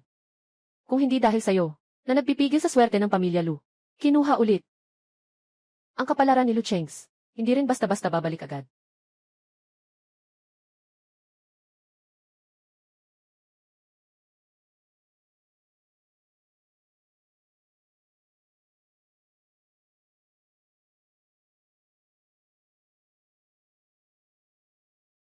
Kailangan bang hulihin yung nagpapanggap sa'yo? Hindi na kailangan.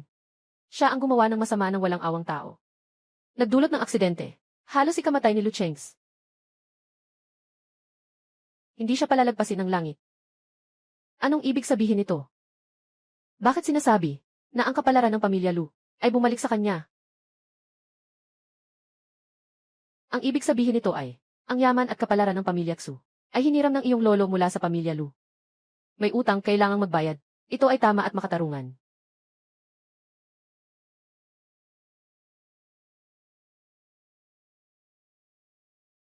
Hindi posibleng. Talagang hindi posibleng. Hindi posibleng. Talagang hindi posibleng. Kung hindi, akala mo. Yung matandang lalaki nyo, bakit siya nangutang ng ganitong kalaking pera? Para sa ating pamilya, Lu. Dahil may konsensya siya sa kanyang puso. Kaya't ginawa niya ang lahat para hikayatin ang Diyosa na bumaba upang protektahan ang inyong pamilya, Su. Sayang nga.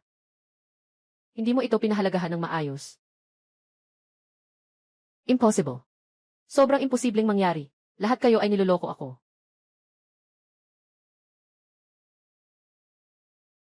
Gumagawa ka ng lahat ng paraan para makabalik sa akin. Ganoon na lang ba? Nuken. Baka. Magsimula na tayong umalis. Bakit ka umaalis? Dahil sa mga narito. Na naniniwala na siya ay Diyosa. Dapat ako ang umupo sa posisyong ito. Bilang Pangulo.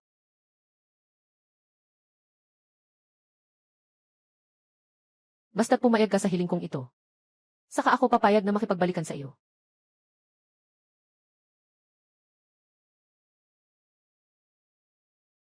Muen.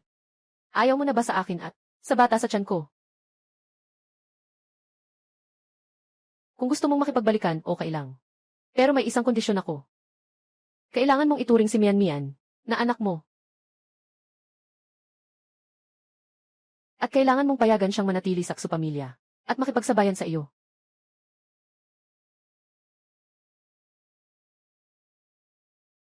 Sumuen. Talaga namang ganito ka, parusa ng pamilya Xu. Talaga namang ganito ka, nakakatawa at nakakaistorbo.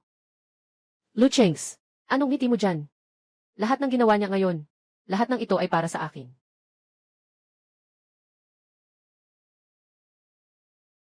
Sa mga taong ito sa pamilya Xu, ang walang sawang pag-aalaga niya sa akin. Ngayon, lahat ng ginagawa niya ay hindi ba't para makabalik agad sa pamilya Xu. Alam mo pa na sa 3 taon kong ito, ako ay walang sawang nag-alaga sa'yo. Sige, Jihua. Huwag ka nang magpatawa, di ba nagpasensya na ako? Ako. Humihingi ng tawad sa'yo. Sapat na ba? Hayaan mo siyang ipasa sa akin ang posisyon ng presidente. Muli kitang pakakasalan.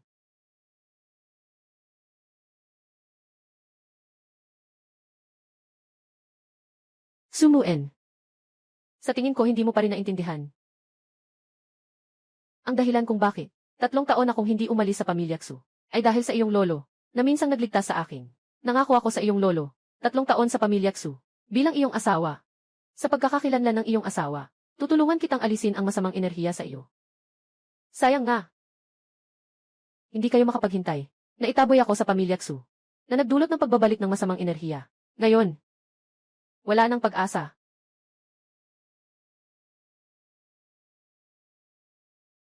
Impossible. Lahat kayo ay niloloko ako. Palayasin sila. Jaihua, bibigay ko sa iyo ang huling pagkakataon. Ibigay mo sa akin ang posisyon ng Pangulo. Bitawan mo ako. Bitawan mo ako.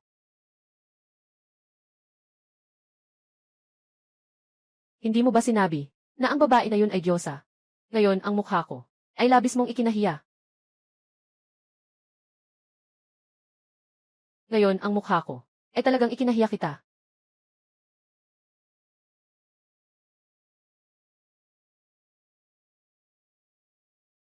Nabiktima rin ako. Mayroon siyang Diyosa. Sino ang mag-aakalang siya ay isang manloloko?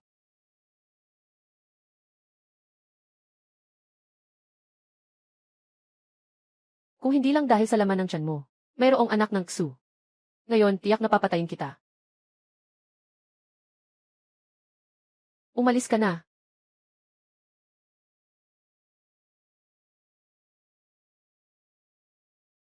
Ginoong Xu, matagal ko nang sinabi sa iyo na dapat mong tratuhin ng mabuti ang iyong asawa. Pero ayaw mo talagang makinig. Tumahimik ka na. Hindi ka pa ba sapat na nabibigo? Matagal ko nang sinabi na sinasadya niya ito para lang ipakita sa akin. Hindi ko talaga ito mapaniwalaan. Malaki at mayaman ang pamilya Xu. Hindi kami matatalo niya. Isang pamilya lulang.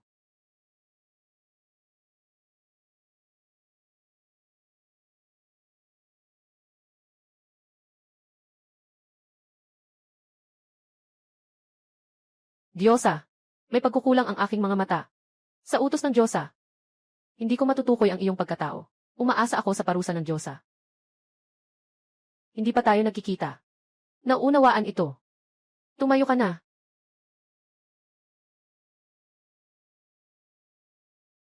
Ninakaw ng pamilya Xu ang kapalaran ng iba. Hindi mapapatawad. Ngunit kailangan ang negosyong ito.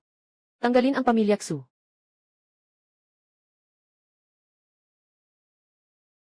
Wala nang ugnayan ang pamilya Xu at ako. Karapatang magpasya. Ipasa na lang kay Cheng Zi. Ang pagnakaw ng pamilya Xu sa kapalaran ng pamilya Lu ay sanhi. Kahit ano pa ang gawin mo, ang resulta ay bunga ng pamilya Xu. Kung gano'n na pinapahalagahan ka ng Diyos ang babae, ibig sabihin may kakayahan at talento ka. Pangunahan ang samahan ng Juzhou. Patuloy na maglakbay patungo sa kaluwalhasyan. Banal na babae, ito. Ito ang nararapat sa inyo, pamilya Lu.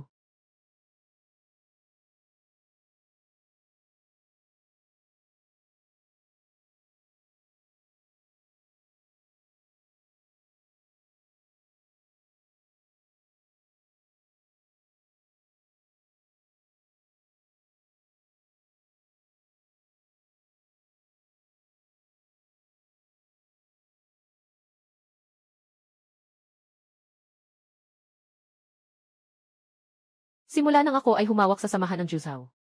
Mula ngayon, lahat ng kinita sa loob ng 10 taon ay ilalaan. Mga gawaing kawanggawa ng samahan. Tungkol kay Xu. Sikretong ibinenta ni Feng Mianmian ang mga bahagi. Pinabili ko ang mga ito ng tahimik. Matagal nang nagbago ang may-ari ng Xu. Ang mga pag-aari ng pamilyang Lu. Sa huli ay babalik sa ating mga kamay. Si Xu ay gumawa ng ganitong masamang gawain ng pagnanakaw ng kapalaran. Talagang hindi katanggap-tanggap. Mukhang Ang magandang araw ng pamilya Xu ay natapos na. Tama iyon.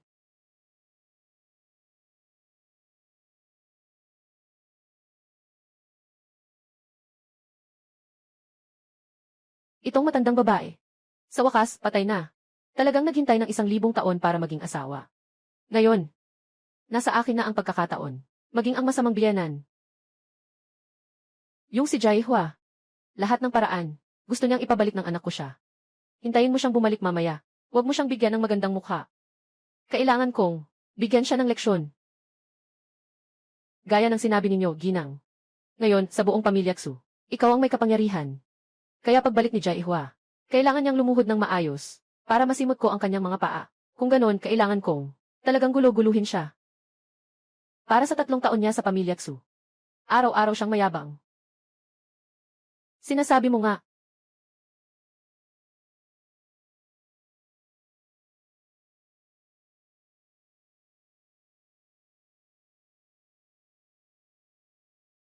Anong nangyari? Ayaw pa rin bumalik ni Jai Hua. Kailangan pang magpunta ng maraming beses para imbitahan. Ang kapal ng mukha. Ano ba? Ayaw pa rin bumalik ni Jai Hua. Kailangan pang magpunta ng maraming beses para imbitahan. Ang kapal ng mukha. Hindi ba't dahil sa inyo?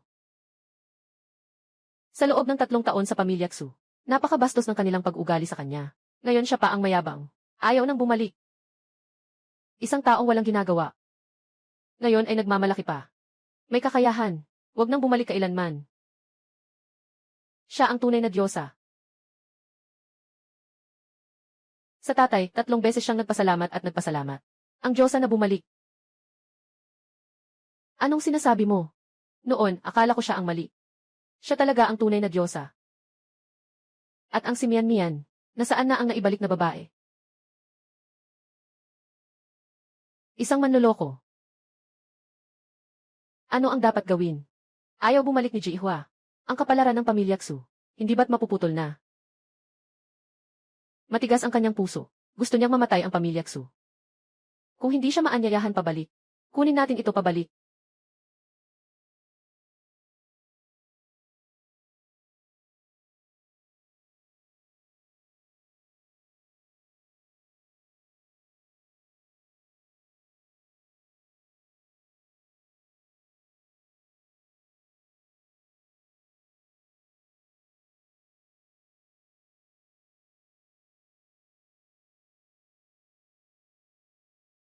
Panahon na.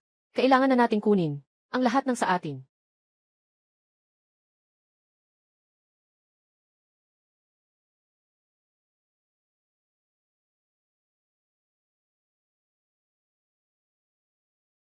Bakit ka nandito? Jai Hua. Naisip mo na. Alam mo pang bumalik. Kung bumalik ka na. Ngunit, ang aking biyanan ay may ilang bagay na sasabihin sa iyo. 3 taon ka ng kasal sa pamilyang Xu. Wala ka man lang na ipanganak. Kung wala kang kakayahan, dapat mong isuko ang posisyon ng Ginang Xu. Ibigay kay Mian Mian. Sa wakas, si Mian Mian ay nagdadala ng anak ng pamilya Xu. Si Mian Mian ay nagdadala ng anak ng pamilya Xu. Naalala ko na dapat na sinabi ko na sa inyo ng maaga, ang bata sa tiyan ni Feng Mian Mian ay hindi talaga dugo ng pamilyang Xu. Jai Hua, lumabas ka at bumalik. Pero ganito pa rin ang inggit. Akala mo dahil ikaw ay diyosa, ay pwede ka na sa bahay ko. May espesyal na pagtrato. Sasabihin ko sa iyo, walang paraan. Ayan, Gil. Feng, kilalang kilala mo si Du Tao. Anong sinasabi mo? Hindi ko siya kilala.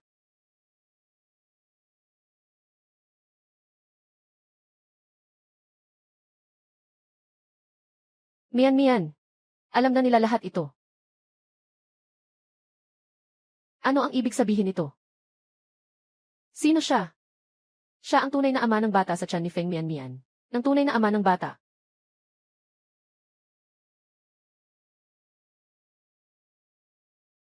Huwag kang magbula. Ikaw, sumuen. Bituin ang kapalaran. Walang anak na magpapatuloy. Saan galing ang bata?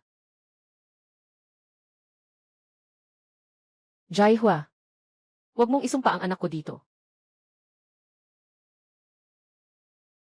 Mas mabuti pang tingnan mo ng mabuti.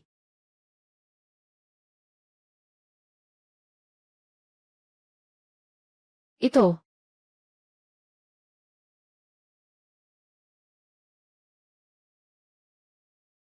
Feng Mian. Ikaw, cute na bata. Huwag mo akong lokohin. Anong swerte? Anong pagbubuntis? Lahat ng ito ay kasinungalingan. Sino ang nag-utos sa'yo na putulin ang lahi? Sasaktan kita. Ikaw na walang hiya. Niloloko mo ang anak ko. Sasaktan kita. Sasaktan kita. Umalis ka na.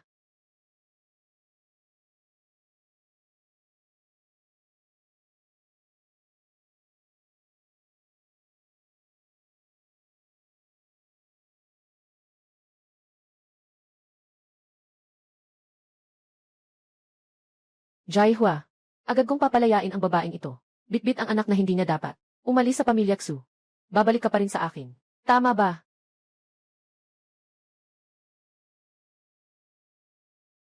Huwag mong hawakan siya gamit ang kamay mo. Anak.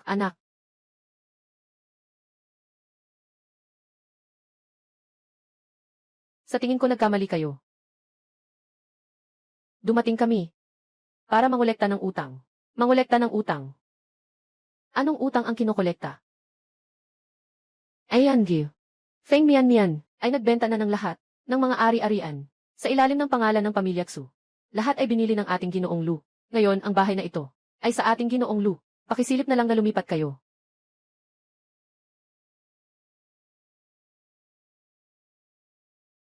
Lu Chengs. Baka naman, nawalan ka na ng bait. Wala akong kasal kay Feng Mian. Hindi kami nagpakasal kailanman. Kahit na nagpakasal kami. Wala siyang karapatan. Naibenta ang bahagi ko. Siguro hindi mo alam. Ang iyong magandang minamahal ay ginamit na ang paraan para mapilitan kang pumirma sa paglipat ng karapatan. Sa iyong ari-arian, mga bahagi, ay naipasa na sa kanya. At mabilis niyang naibenta ito. Handa na akong dalhin ang perang ito at tumakas kasama ang kanyang kalaguyo. Tapos na. Lahat tapos na.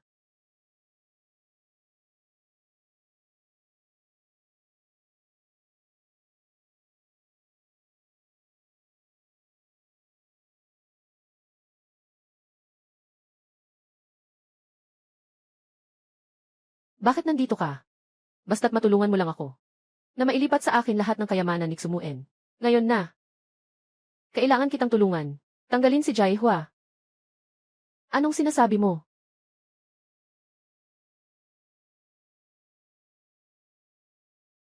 Ngayon. Makikinig siya sa'yo ng buong buo. Pagkatapos ng isang oras, hindi na niya maalala ang kahit ano. Feng Mian. Pinatay kita.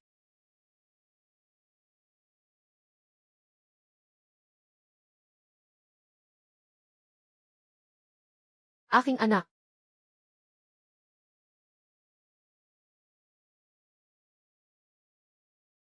Maaari na kayong umalis. Inilaan na ni Ginoong Lu ang bahay na ito. Pakiusap, umalis na kayo. Nahihirapan akong ipinagpatuloy ang buhay ng matandang babae. Kahit na nahirapan ako, naging babae ako ng pamilya Xu. Hindi ka dapat magalit.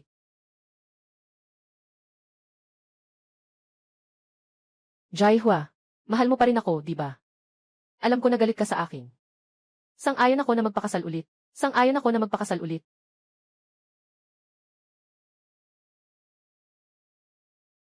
Sumuen. Ikaw ay labis na makasarili. Matigas ang ulo. Dati, nakikinig ka sa akin. Pag-aalaga sa sarili. 3 taon lang. Maaari mong baguhin ang iyong sarili. Sayang talaga. Yung batang nasa tiyan niya, kahit hindi ikaw, isa pa rin na buhay. Ganito mo pa nga siyang tratuhin. Talagang hindi mo mapapatawad ang kasalanan mo.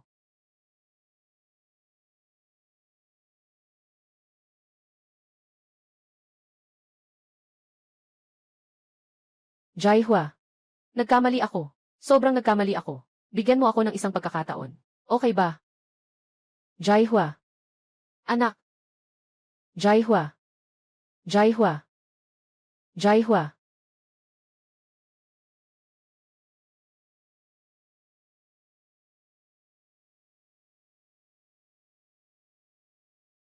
Kapalaran ng pamilya Lu. Nakuha na lahat. Kailangan ko na ring umalis.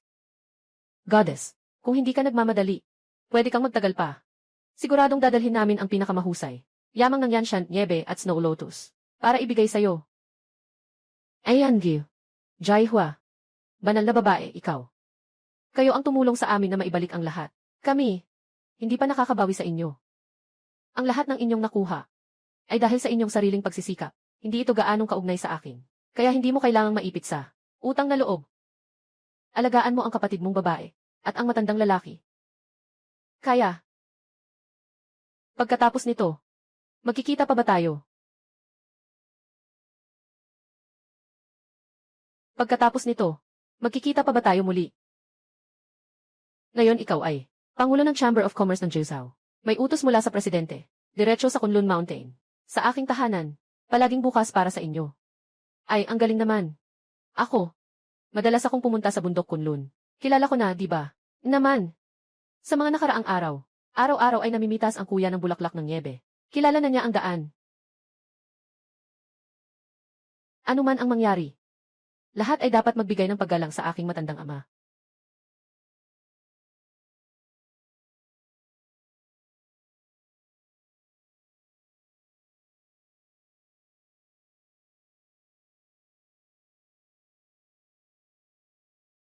Diyosa, pakiusap, patawarin mo. Noong una, nagduda ako sa iyo. Ako.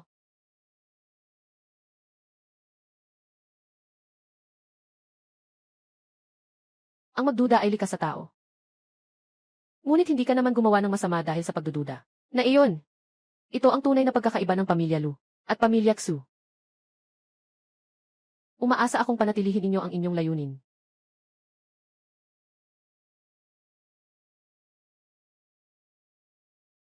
Bitawan mo ako, bitawan.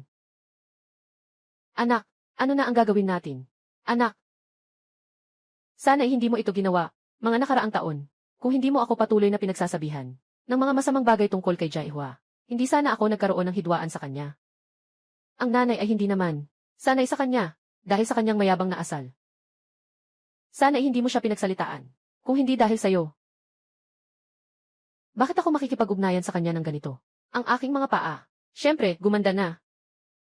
Kailangan lang nating magtiyaga ng 3 taon. Hindi rin magbabago ang aming pamilya. Sa ganitong kalagayan. Anak, pupuntahan ko siya.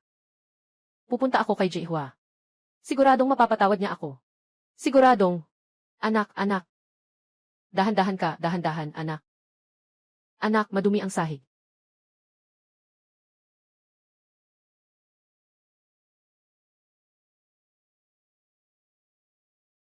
Nanay.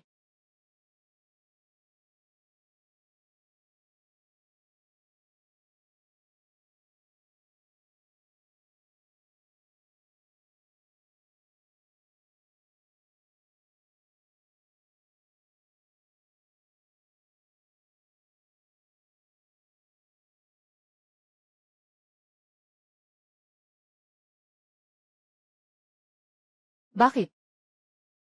Bakit ako palaging nabibigo? Bakit ako? Hindi makamit ang estado ng mahabang buhay. Bakit siya, si Jaihua, ay kayang gawin ito? May masamang intensyon. Na walang dahilan ay nakikialam sa kapalaran ng iba. Hindi mo kailanman malalampasan ang kasalukuyang sitwasyon. Bola-bola mo. Bumaba ka para tulungan ang pamilya Xu at Lu. Hindi ka ba nagbago rin ng kapalaran ng iba? Lumabas ako. Ngunit hindi kailanman nagbago ang kapalaran ng sinuman. Maging pamilya Xu o pamilya Lu. Hanggang sa araw na ito, sila rin ang may kagagawan ng mga resulta. Impossible. Impossible.